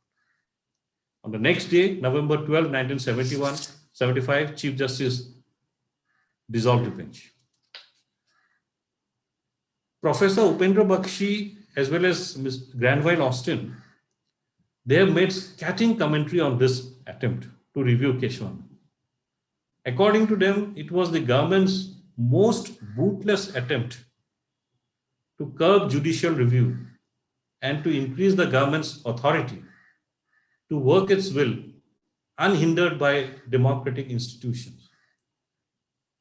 Granville Austin also acknowledges about the eloquence of Palkhiwala. He also writes that Palkhiwala was so disturbed by the review hearing that the day before he wrote to the Prime Minister, beseeching her not to review Keshavananda. Though, of course, he has questioned the propriety of writing the letter by Palkhiwala to the Prime Minister. So, there's no doubt that Nani Palkhiwala would remain one of India's most celebrated lawyers, and not for nothing he was conferred with the civilian honor of Padma Vibhushan. Very recently, the All India Federation of Tax Practitioners, they have published a special edition commemorating the centenary celebration of Padma Vibhushan Dr. Palkhiwala. There also, they have referred to this review hearing, and they have said that the most famous case in which Palkhiwala appeared and argued so passionately was not destined to have any result. This review did not result in any result, did not end up in any result. So we leave it at that. And now, to complete the narrative, we will proceed to Minerva Mills. That was a case where one textile mill was nationalized by the government, but though the nationalization was an issue, it was the related constitutional amendments which were challenged by the petitioners. Again, Mr. Palkhiwala appeared for the petitioners. In the meanwhile, following Janta government, when the Janta government came, he had gone to the United States as the ambassador. He had resigned his ambassadorship, came back to India, took up this case, argued for the petition. To undo Keshavananda, amendments were brought in Article 368, the effect of which was that there were no limitations, express or implied, upon the amending power under Article 368, which is a constituent power, and therefore a Constitution Amendment Act could not be subject to judicial review on any ground. This was the amendments brought. Now, following the decision in Keshavananda, the Constitution Bench in Minerva Mills declared such amendment as void, since it violated the basic features of the Constitution. Interestingly, it was also held that the limited nature of the amending power in Article 368 itself is one of the basic features of the Constitution. The limited nature of the amending power in 368 is itself a basic feature of the Constitution, so that Parliament cannot enlarge its own powers by making itself into a new constituent assembly and bringing in a new constitution. And it was held. The judicial review is undoubtedly a basic feature of the Constitution. This was also the position in the case of Vaman Rao versus Union of India, which was heard simultaneously. Minerva Mills in 1980, Vaman Rao in 1981. There also, the amendments were sought to be saved by putting it in the 9th schedule. In Vaman Rao, it was held that those amendments which were put in the 9th schedule till the date of judgment in Keshavananda could not be reopened on the touchstone of basic structure theory. But those after Keshavananda, which were put there in the 9th schedule, could be challenged and their validity examined on the touchstone of basic structure theory. Now, this position was reiterated by nine judges bench in Coelho versus State of I.R. Coelho versus State of Tamil Nadu in 2007. The same thing, but with more emphasis. The 9 judges unanimous judgment here. They reiterated the position of Keshavananda as affirmed in Minerva Mills and Vaman Rao, and have stated that a law that abrogates or abridges rights guaranteed by by Part 3 of the Constitution, if it violates the basic structure, notwithstanding its placement in Schedule 9, it would be open to challenge in exercise of the power of judicial review. However, the cutoff date of the judgment of Keshavananda was maintained by holding that those placed in the 9th schedule prior to that judgment would be saved. Those could not be reopened, but those subsequently placed can certainly be examined on the touchstone of this basic structure doctrine. So this Coelho's case has further strengthened the basic structure doctrine in the constitutional setup of the country by emphasizing that any amendment to the Constitution, if violative of the basic structure doctrine, would be struck down by the court exercising power of judicial review, notwithstanding its inclusion in the 9th schedule. According to Granville Austin, the Minerva Mills case was at once highly significant and peculiar. In upholding basic structure, as it did in Vaman Rao's case, Supreme Court ensured that it would remain the foundation of India's constitutionalism. The court had reaffirmed the checks and balances of the Constitution, holding that those were vital to the preservation of democracy and of fundamental rights. And he beautifully put it, as only he could have done it, by saying that Keshavananda had propounded the doctrine of basic structure. Indira Nehru Gandhi had upheld it, and Minerva Mills engraved it on stone. Beautifully said by Granville Austin. The basic structure doctrine propounded in Keshavananda was upheld in Indira Nehru Gandhi and then engraved in stone by Minerva Mills. But there's an interesting development here, and it's that post Keshavananda, Supreme Court has declined to foreclose the list of basic structure. In Keshavananda itself, Chief Justice Sikri said supremacy of the Constitution, republican and democratic form of government, secular character, separation of powers, then federal character, these were basic structure of the Constitution. Justice Chandrachud in Indira Nehru Gandhi said sovereign democratic republic is a basic structure, equality of status and opportunity of an individual, secularism, freedom of conscience and religion, rule of law, these were basic structures. In later on, so as a result, case by case, what is the basic structure came to be developed. In Kihoto Holohan versus Jachilho in 1993, that was a case arising out of the 10th schedule, anti-defection law. Supreme Court said that democracy is a basic feature of the Constitution. Along with that, free and fair elections essential to the system envisaged in the Constitution.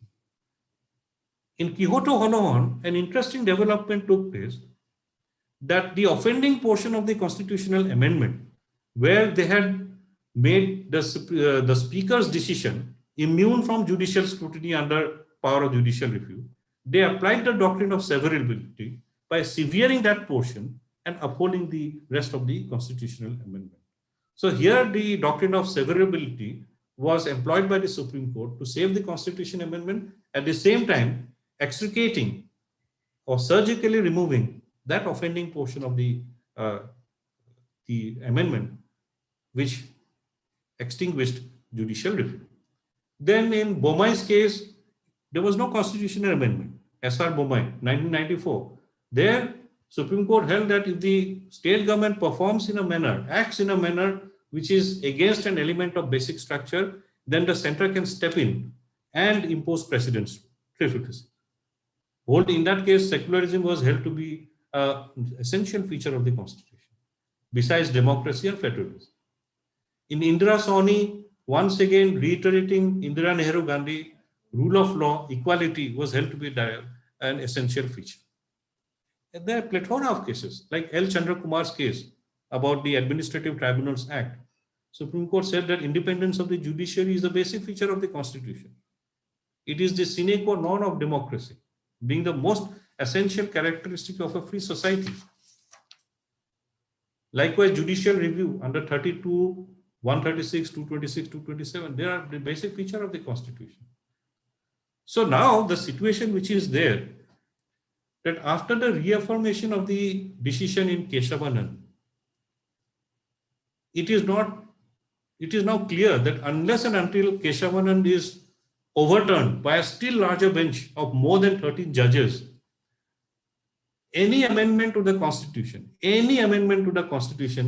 is liable to be interfered with by the courts, by the constitutional courts, on the ground that it affects one or other of the basic feature of the Constitution.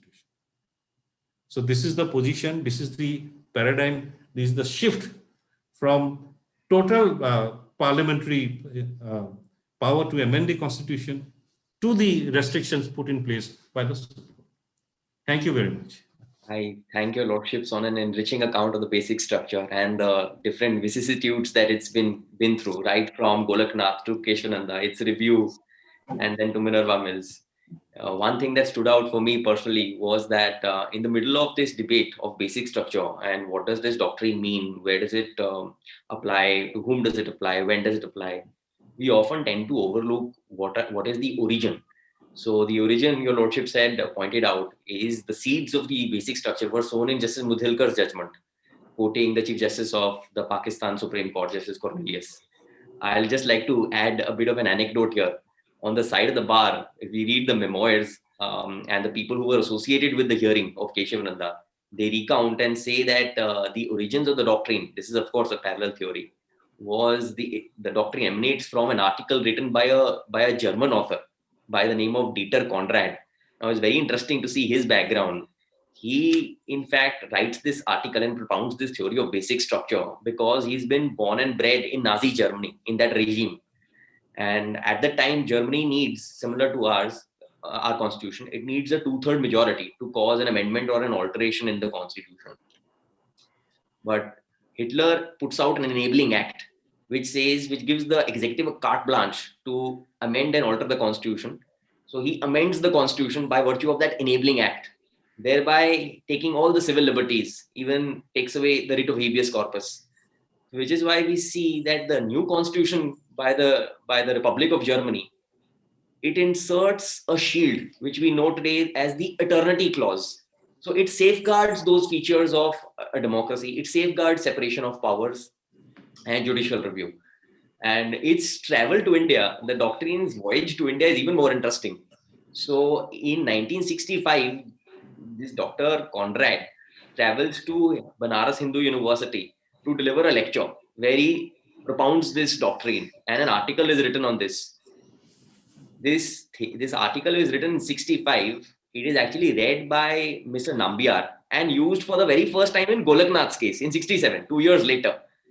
In Golaknath's case also, the judges notice it and say there is considerable force in the submission and the article is very credible, but we'll defer the consideration for a later time. And then from the memoirs and people involved in this case, in Keshavananda's case, they recount Palkiwala solely going to court with Dieter Conrad's article, saying that there have to be inherent limitations. So that is something that, of course, stood out from your lordship's side, of course, from the judicial side of things, where there is already a seed sown by Justice Mudholkar in his judgment. On that note, your lordship, I'll just put a question to you. I'll just make a segue into the question I wanted to ask you. So the question I wanted to put to you is that the Supreme Court has propounded the basic structure doctrine and is classified certain heads as sacrosanct to the Constitution.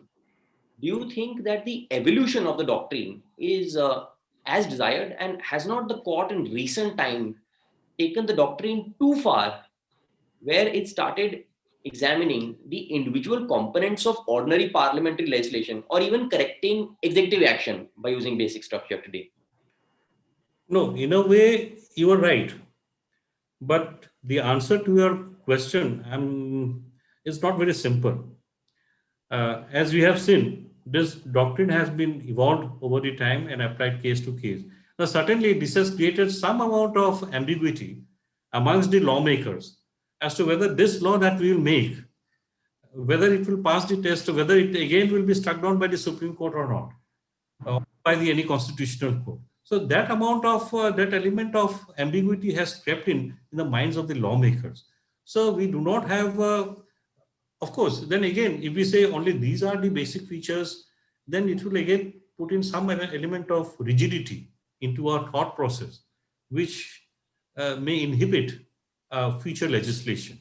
So in a way, it has created, no doubt, some amount of ambiguity, doubts in the mind of the lawmakers while preparing legislation. But I would be very hesitant to say that it has made things very rigid, because if you look at it, post Keshavananda, there has been series of amendments. In fact, subject to correction, till I think last year we have about 104 amendments. We had the GST amendments brought in 2016. Of course, one or two amendments have been certainly interfered with, like the NGSC amendment of the 99th amendment. Mr. Banerjee will talk about that. But to say that it has brought in more rigidity may not be correct. On that note, I will just pass the baton on to Mr. Banerjee, who will address us on the NGAC and the recent constitutional amendments. Thank you. It's a very tough act to follow after such erudite submissions, and I've talks, and I'm very skeptical as to would I be able to do justice to what I want to say.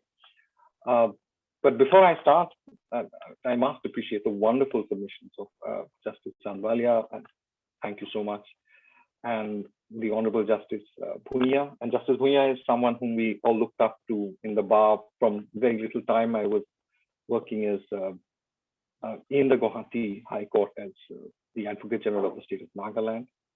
And of course, Professor Chauhan, whom we've heard so much about.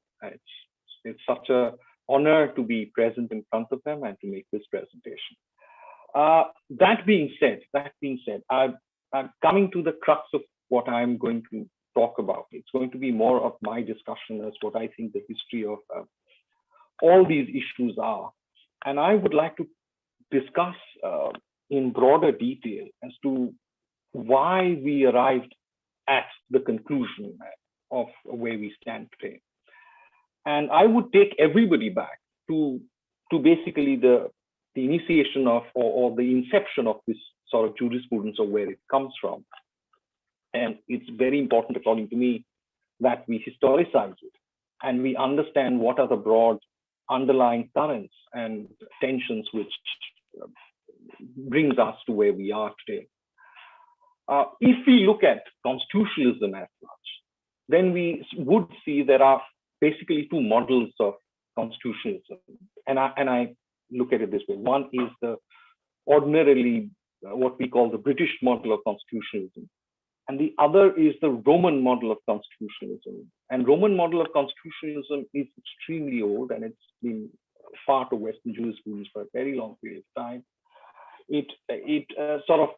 Inception is at the time of the Roman Republic. It has always believed in it was based on democracy, and it always believed in very clear checks and balances and checks on power, defined institutions, rights of institutions, rights of the people through the Code of Justinian, if people will recollect. So, Roman constitutionalism is of a different sort. It was being constructed, and it's been always in Western European thought for a very long period of time. So every sort of idea which you see, including the conception of basic structure, goes back to Roman democracy in many ways. The only non-Roman, influenced democracy or a democratic constitutional system which arose in Western Europe has been the British system. The British system was very clear from the very beginning, and there was a continuous conflict in the British system, as to which still exists, as we all know by Brexit today, as to what its relation with Europe and European systems of law were. So if you go through British constitutional history and British constitutional debates, there are two questions, and it continues to repeat it over and over again, where they say their democracy, The British democracy comes from what is called the Gothic bequest. Gothic is German bequest, German gift. And German gift is what they construe a consensus of democracy, of common law, of parliament. These what they consider is, the Gothic bequest. And against this, posited against this, is the entire concept of what they call the Norman yoke. Or we know that Gothic bequest would be the Anglo-Saxon conception of democracy, and the Norman yoke we still consider, which came from Europe, from the Normans who came to rule Britain over a period of time. There was a continuous move against the Norman yoke. So this conception of a written constitution, the conception of a power concentration, the conception of a strict division of powers, there seemed to be an amount of reluctance to adopt it. It was obviously all the time repeated over and over again that, see, we are different. We have our own method of doing things, and which is very different from that of Europe. Which brings us, and this is something which which brings us to the question of the US system. The US system is unique, and this is again something which we should all sort of understand. The US system is unique because United States of America broke away from the United Kingdom in the 1700s, and it brought in large amounts of Roman conceptions of governance. Even today, the president enjoys very wide powers, and these are influenced by Roman powers of the consul, which existed at that point of time. It created an upper house, elected upper house through indirect election, which was almost like the Roman Senate. It still calls its upper house the Senate. So it's deeply influenced by Roman conceptions of governance, Roman constitutionalism, different from British constitutionalism, which it wanted to break away from, because it's thought that it is British constitution which has led to tyranny, especially in colonies which were far away, may have worked in Britain, doesn't work in America. And so it wanted to write everything down. It wanted to write things down. And as you know, even when the American Constitution was originally framed, even fundamental rights were not a part of it, but then fundamental rights were amended and brought into the Constitution because, again, rights had to be written down. All of us also know at that point of time that Madison, who was one of the great sort of founding fathers of America, almost took a British line where he said that you, by writing down rights, and Jefferson was the person promoting that, you, by writing down the rights, are limiting the rights of the people. And he famously said, who shall be so brave as to write down the rights of the people? But in the American structure is unique in that concept, is that it uses the broader European continental model. And of course, there was a lot of influence on the American Revolution, on the American revolutionaries, Jefferson had been in France during the French Revolution, and so on and so forth, back and forth. So they were deeply influenced by continental ideas, and they brought back the conception of what constitutes a constitution, including a written constitution, into the broader conspectus of common law, which they inherited from the British. In fact, again, as famously said during the American independence movement at that point of time, was repeated a number of times, which was reflected in the Constitution. The skepticism towards common law and common law conceptions of constitutionalism. And they said, get rid of that engine of oppression, the common law. So in many ways, that was sort of the origin of the US system. In today's constitutional framework today, and in large parts of the world, and that encapsulates very different countries with very different backgrounds, there are basically two models which have been largely replicated throughout the world for constitutional making. One is for the want of a better word, the US format, which talks about where the Constitution is written, where there's a clear separation of powers between three organs, plus there's separation of powers between provinces and the union or the center. People have very clearly defined rights, the judiciary, which is the arbiter of those rights. And basically, it is these fundamental rights, and this goes back to and I always trace it back, I personally, to the Code of Justinian, which in the Roman Republic, or just after their words, when the emperor was first sort of brought on to, as a countervailing authority to the Republic in the late Roman Empire, where the Code of Justinian, where it was very clearly read out, sort of put out as to what would be the rights of every citizen of Rome. So all this, and influenced by that, come to even what John Rawls said, that basically your fundamental rights trump any action by the state. So it's writing down these fundamental rights, which are basically trumps against the state. That's the hallmark of an American-style constitution. Another great hallmark of the American-style constitution, which is deeply influenced again by Roman thinking, is the amendments are extremely difficult. And constitution is a written code, is the basis of the creation, and belief that it is the constitution which creates the country. It is the fundamental document which creates the country. It is the basis of the social contract, which I think is extremely different from the way the British constitutionalism approaches constitution. And I'll come to that, why I'll try to tie in all this when I conclude. The UK form, constitution, is unwritten. There is no strict separation of powers. I'll give you an example. A very interesting example is, I think, of the Lord Chancellor. The Lord Chancellor was at one point of time the head of the British Judiciary. He was also the law minister of the government. And it worked. The House of Lords was a judicial body which existed and worked within the framework of the legislature, that is the House of Lords. So, it was the highest court of appeal. There was a judicial committee for the House of Lords who decided that. So it has British constitutionalism, and of course, very famously, amendments are extremely easy in British constitutional law, in British constitutional framework, whereby it's almost in Britain there was no concept, obviously, because of the nature of British constitutionalism, of a separate process, and there still is not a separate process for constitutional amendment. It is just like a series of laws, except now I think there has been the process of what is called an implied repeal, which the UK Supreme Court has come out with this concept that there are certain acts like the Human Rights Act, which are treated at a higher level than from what ordinary acts are. So you cannot impliedly repeal them. So there are certain acts which is to be repealed only by specifically mentioning they are to be repealed. For example, the Human Rights Act. So there are, except that the Parliament can basically do everything. In question of fundamental rights, and this is something which is very interesting to note, that fundamental rights was only brought into the British constitutional system through the Human Rights Act.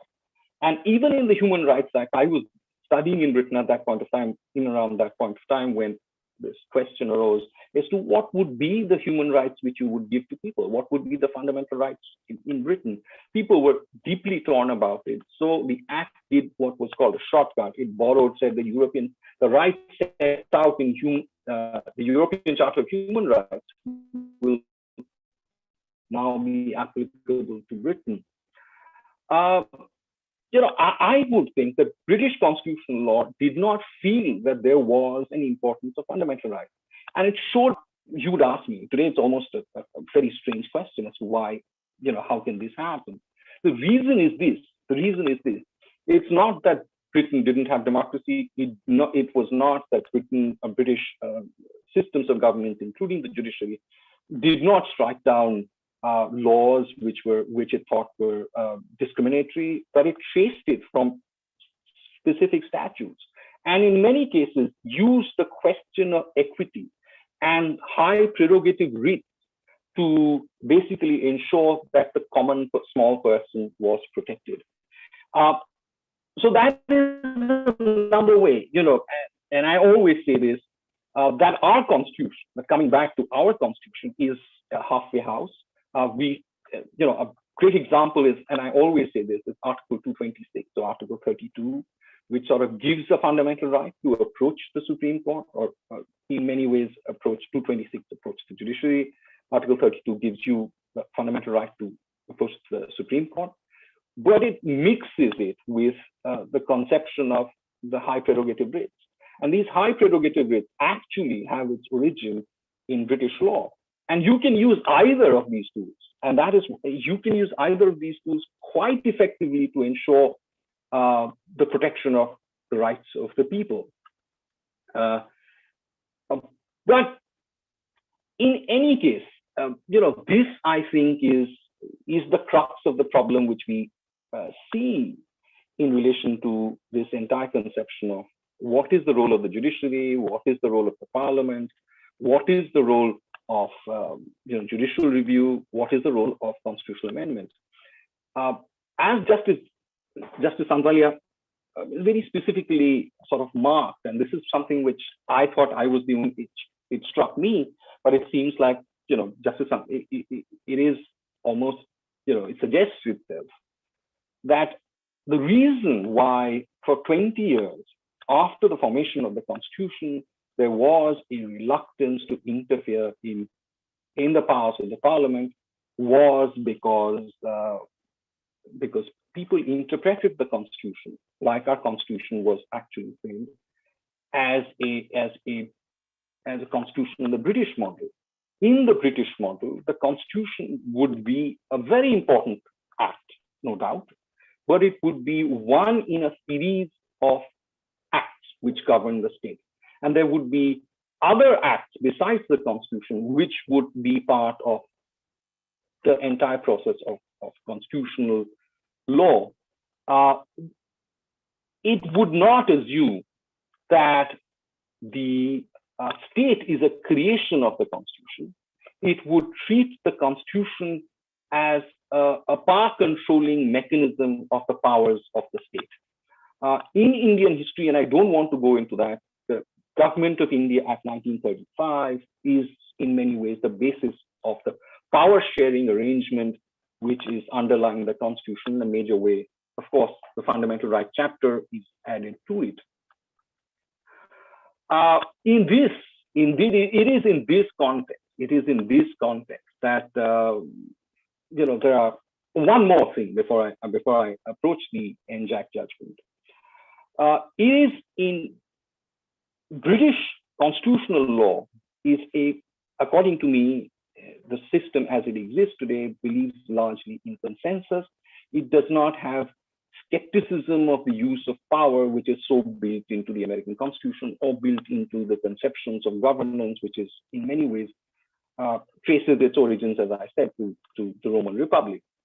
So in British constitutional law believes that that you have to, the way to control power is to diffuse power in different institutions.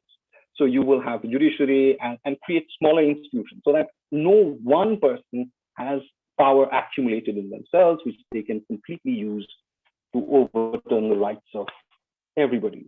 It is more in American constitutional law, which believes that very specific checks and balances and very specific set out divisions of power can actually check the exercise of wrong or incorrect exercise of power.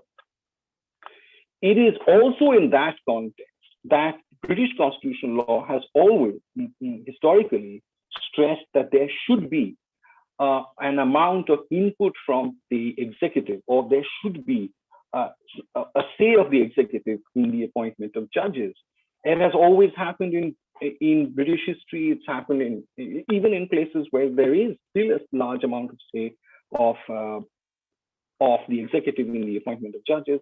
It hasn't stopped the judges from being fair. It has not stopped the judges from deciding against government. And in fact, even today, the great question which has always been said, and even in Indian constitutional law, some of the most path-breaking judgments against the government which has stood up, where judges have stood up to the executive, including that very famous period during the emergency, was by judges who were appointed by the executive.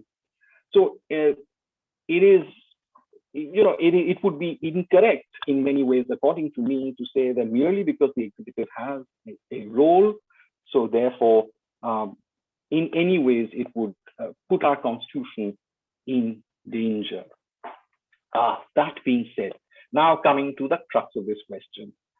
We know, again, as an aside, we know that in Article 124(2), the appointment of judges, originally as envisaged under the Constitution, did in many ways envisage a larger role of the executive in the appointment of judges, which has now been sort of effectively whittled down in a series of judgments to the point that it doesn't exist. There is no effective role of, there's no role of, there's no actual role of the executive in the appointment of judges.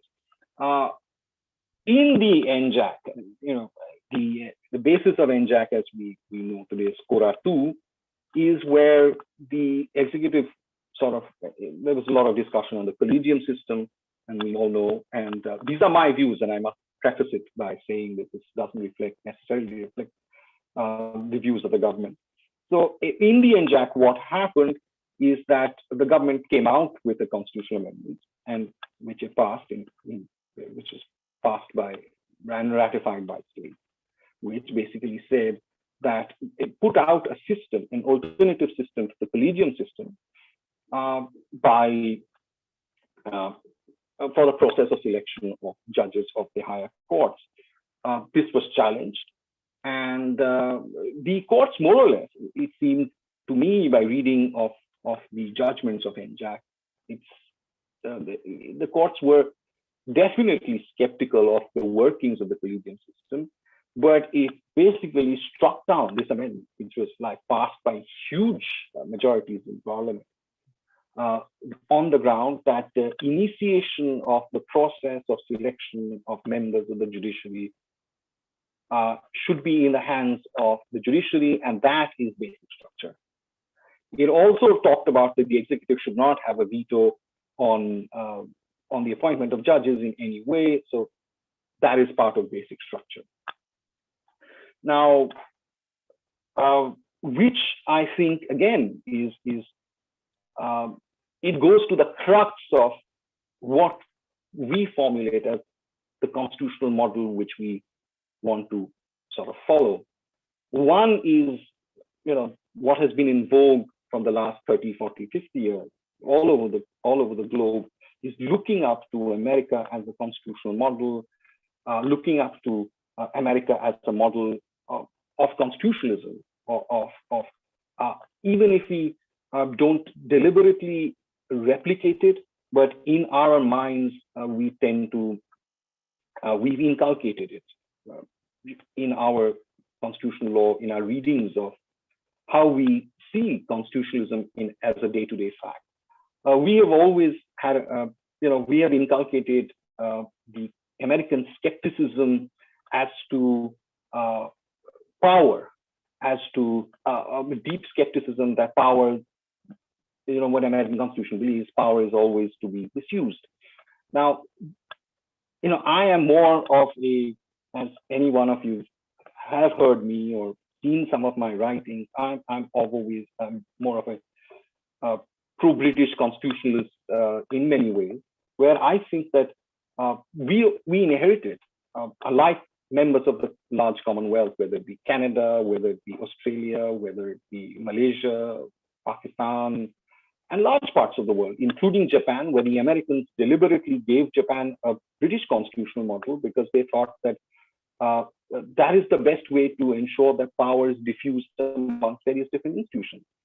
I think in the British constitutional model is one which works best and something which we were used to and something which works in India, which creates a broader consensus amongst the people. We have seen what happens when grave political crises happen in places in the American constitutional model. It almost doesn't work. While in a British constitutional model, there is a consensus whereby not all the three organs are not working at cross purposes to check each other, but working together for benefit of the Constitution, for benefit of the greater good of the people, of the nation. And it is through the process, in as what famously the Burkean process, Edmund Burke's process, of whereby it is the Constitution arrives through the practices of the people.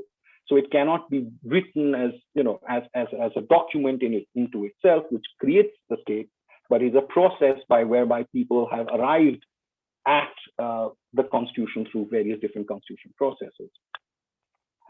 Now, if we look at all over the world, the selection of judges by judges is unknown. It really does not happen. In the United Kingdom, they have moved from giving unique powers to the executive to appointment of judges to a 5% selection commission, to Canada, where the MPs still have a large say on the selection of judges. In Australia, which again the Prime Minister has a large say. In South Africa, there's a Judicial Service Commission. In Israel, there is a Judicial Selection Committee, which sort of constitutes the Minister of Justice, cabinet ministers, the President of the Supreme Court, two judges of the Supreme Court, and two members of the Parliament, and two representatives of the Israeli Bar Association. The US, as we all know, again, in many ways retains that entire conception that it's of the executive having a say of appointment of judges, whereby the president appoints the judges and then it's voted on by the legislature, by the Senate. So effectively, there is this entire conception that maybe the executive and the legislature should have a say in the selection of judges. It's not unusual. It is not unthought of, and it's not is something which is which cannot be at all be countenanced. It is in that context where I would say, and this is my very humble, this is my personal opinion, and of course this doesn't reflect that of the government, and I would say that maybe the entire conception of holding that the process of initiation of the appointment of judges being in the hands of the judiciary is basic structure, and any sort of say of the executive on judicial appointment, sort of in the form of a veto, is to that extent contrary to basic structure. I would say is possibly not a correct interpretation of the Constitution as we inherited it. Of course, the entire concept of basic structure, I would, again, that is my view, is deeply influenced by conceptions of Constitution being cast in stone, as famously Justice Bhuyan sort of quoted Glanville Austin in saying, whether you should ever have a constitution cast in stone, because constitutionalism is another question for another day, and I don't want to discuss it in the context of today's discussion. But I would sort of say that it's the British constitutional history always says that there shouldn't be any constitution which is cast in stone. I know Baba Sahib Ambedkar during the Constituent Assembly debate said that we don't want values in the Constitution. We want to give it enough flexibility, so because who knows what will happen in the future. So there is, I think even Jawaharlal Nehru also spoke about that there has to be flexibility, because constitutions are not to be cast in stone and they are to be flexible, more like the British model. And just as an aside, I'm sure that the judiciary had performed remarkably during the emergency and did stand up to tyranny and sort of protected the Constitution. But it's also the very fact that emergencies never repeated in our constitutional history is because the people actually went to great lengths to fight it. And it would be wrong for us to assume that the only guardians of the constitutional system that we have today is only the judiciary.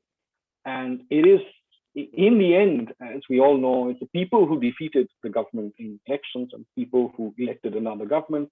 And people have always stood up for their constitution. And their constitution, I don't necessarily mean the constitution which is written, which is a document, but their belief in constitutional system which they work under. In that context, as I said, the Constituent Assembly itself was quite clear that maybe we need more flexibility, and there shouldn't be any sort of thing cast in stone. So I would end off by saying very specifically that maybe we can take a cue from the NJAC judgment itself, which says that, that of course, though initiation of appointment of judges is part of basic structure to be in the hand of judiciary, is basic structure, but that does not mean the collegiate system is the one which is part of basic structure. So I would only take a cue in saying that maybe we all need to think on it afresh and sort of sort out the questions left open with an open mind. Thank you very much. Thank you so much, Mr. Banerjee, for your rich comparative analysis of mending powers of all major democracies, and similarly the appointment of judges as it takes place in our country and other major democracies. That leads me to one question that I wanted to pose to you, which relates to the NJAC. So my question to you is, like, there have been, the NJAC judgment is a few years old now, and having stuck to the collegium system, there are numerous high courts that are dealing with backlogs on account of huge judicial vacancies. And that's on account of a deadlock between the executive and the judiciary. Do you think that the reasons given in the NJAC judgment to reject governmental interference, such as, for instance, role of the law minister, such as power and overruling the Chief Justice and 2 puisne judges of the Supreme Court of the Collegium, do you think these reasons given and enumerated in the NJAC judgment have any bearing on the current stalemate, and whether the situation that we see today is actually an undesired outcome of the judgment? No, I don't want to go into that. That's politically loaded, and it would be wrong for me to make the statement. I don't speak on behalf of government policy. That's one. Two, as I said, I think, in the what I said in the course of my talk is that we have interpreted basically a British constitutional system, in many ways British or a Commonwealth constitutional system based on common law on the British model, and incorporated it with the American sort of system that we have, and that has what is leading to a stalemate. If it works perfectly, and I'll only illustrate it by just saying this. If you go on YouTube, there is a wonderful debate or discussion on the US Constitution and on the UK Constitution between Justice Ruth Bader Ginsburg and Lady Hale, Lady Hale was also became Chief Justice of the UK Supreme Court, where Lady Hale actually said that there is a great line of thought in British law that the executive should get involved, that we should be in touch, and he said it was a good thing that the House of Lords actually functioned from the House of Lords. He said because we would meet ministers, so we would convey our concerns to them, and they would in many ways also realize where we stood. So we pushed back onto them. We said these things can be done. And she also said a very interesting thing. He said that when the entire question came as to having a separate Chief Justice of the UK Supreme Court, there was a pushback amongst the House of Lords judges who then became members of the UK Supreme Court. They said, some of them said that it's not correct, because at least the Lord Chancellor fought our corner in the cabinet. I'm not saying that we've adopted that model and that has to be replicated. But I'm saying that this is broadly the sort of model, because the Lord Chancellor was a member of the cabinet. So, so this is broadly the model, I think, which we sort of started out with, but we've again incorporated. I'm not saying maybe with reasons, may not be as much as I think it is. But I think we've incorporated, like everything, Americanized in many ways. Americanized as the way of the world for the last 60 years. Americanized everything. So that, I think, is we should get out of. I think we've, as we all are, we've had enough of America. Now, I think we should now think for ourselves. Thank you so much. On that note, I'll just hand it over to Abhay Turkar, who's my co-moderator. I believe even he wants to pose a question to you, sir. Thank you so much. Thank you. Sir, I remember a colleague at the bar had once told me, and perhaps you've heard this too, that there is the old saying that when the law is against you, argue facts. When the facts are against you, argue law. He went one step further. He said, when both are against you, argue the Constitution. And when the Constitution is against you, argue basic structure. Now, on this, I have a query. That's perhaps what was done in the NJAC, where basic structure became the basis to even quash a constitutional amendment. Do you feel the judgment and the observations in the judgment are going to make it almost impossible to carry out any substantial judicial reform in the future? As I said, that's how I concluded, saying that, there is a small glimmer of sunlight on the fact that, the court itself has said that maybe collegium system is not, the best possible. You can come up with an alternative to the collegium system. So I think that it's left that door open. And that's something which is worth considering. A review against NJAC is pending. So, all this is there. But as I'm saying, I think we need to, but I think it goes more broadly into our society as such. And I don't blame justices of the court. I think all justices, like lawyers, are products of the society in which we are. There is a skepticism of judges, of skepticism of the state, of state power, of not only across board. You ask anyone in society today, skepticism of power. And there is almost the inherent belief, especially in metropolitan societies, in where we live in cities, that all power which is used by the state is not necessary, has to be looked at with suspicion. Historically, constitutionalism says that may not be the best way to go forward. And as we see in America, that's a slippery slope. America has only survived for 200 years. The Roman Republic, which had a similar history, lasted for 200 years. And it collapsed precisely because the powers were so strongly delineated that it became unworkable. While the British system, and as for longevity, is much more longer, because it almost says that we are all in it together. We have to make it work together. And, as the history of the Roman Republic says, and I always quote my American friends whenever they say, I said, the greatest lesson which the Americans should learn from is not from English common law, but what happened to the late Roman Republic. In the end, it ended up with Julius Caesar because it was unworkable. And the Americans who borrowed so much from Roman law, or Roman conceptions of constitutional government, should keep that in mind. Thank you so much, sir. May I now hand it over to Mr. Ankit Swarup to deliver the vote of thanks. Thank you. It has been a really enriching and absorbing session. I must thank my esteemed panelists for such a discourse on the subject. I have to thank Justice Sandhawalia, Justice Bhuyan, and Senior Advocate Banerjee for having discussed this topic today with us.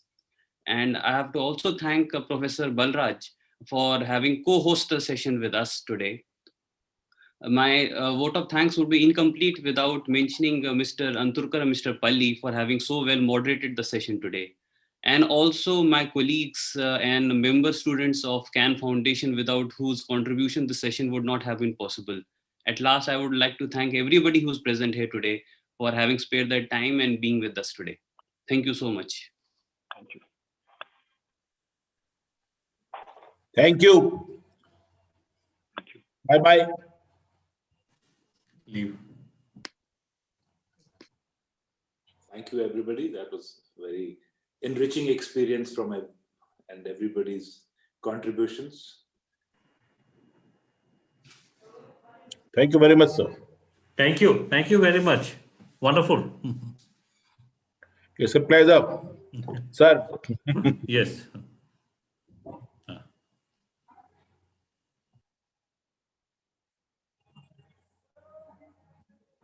Chalo.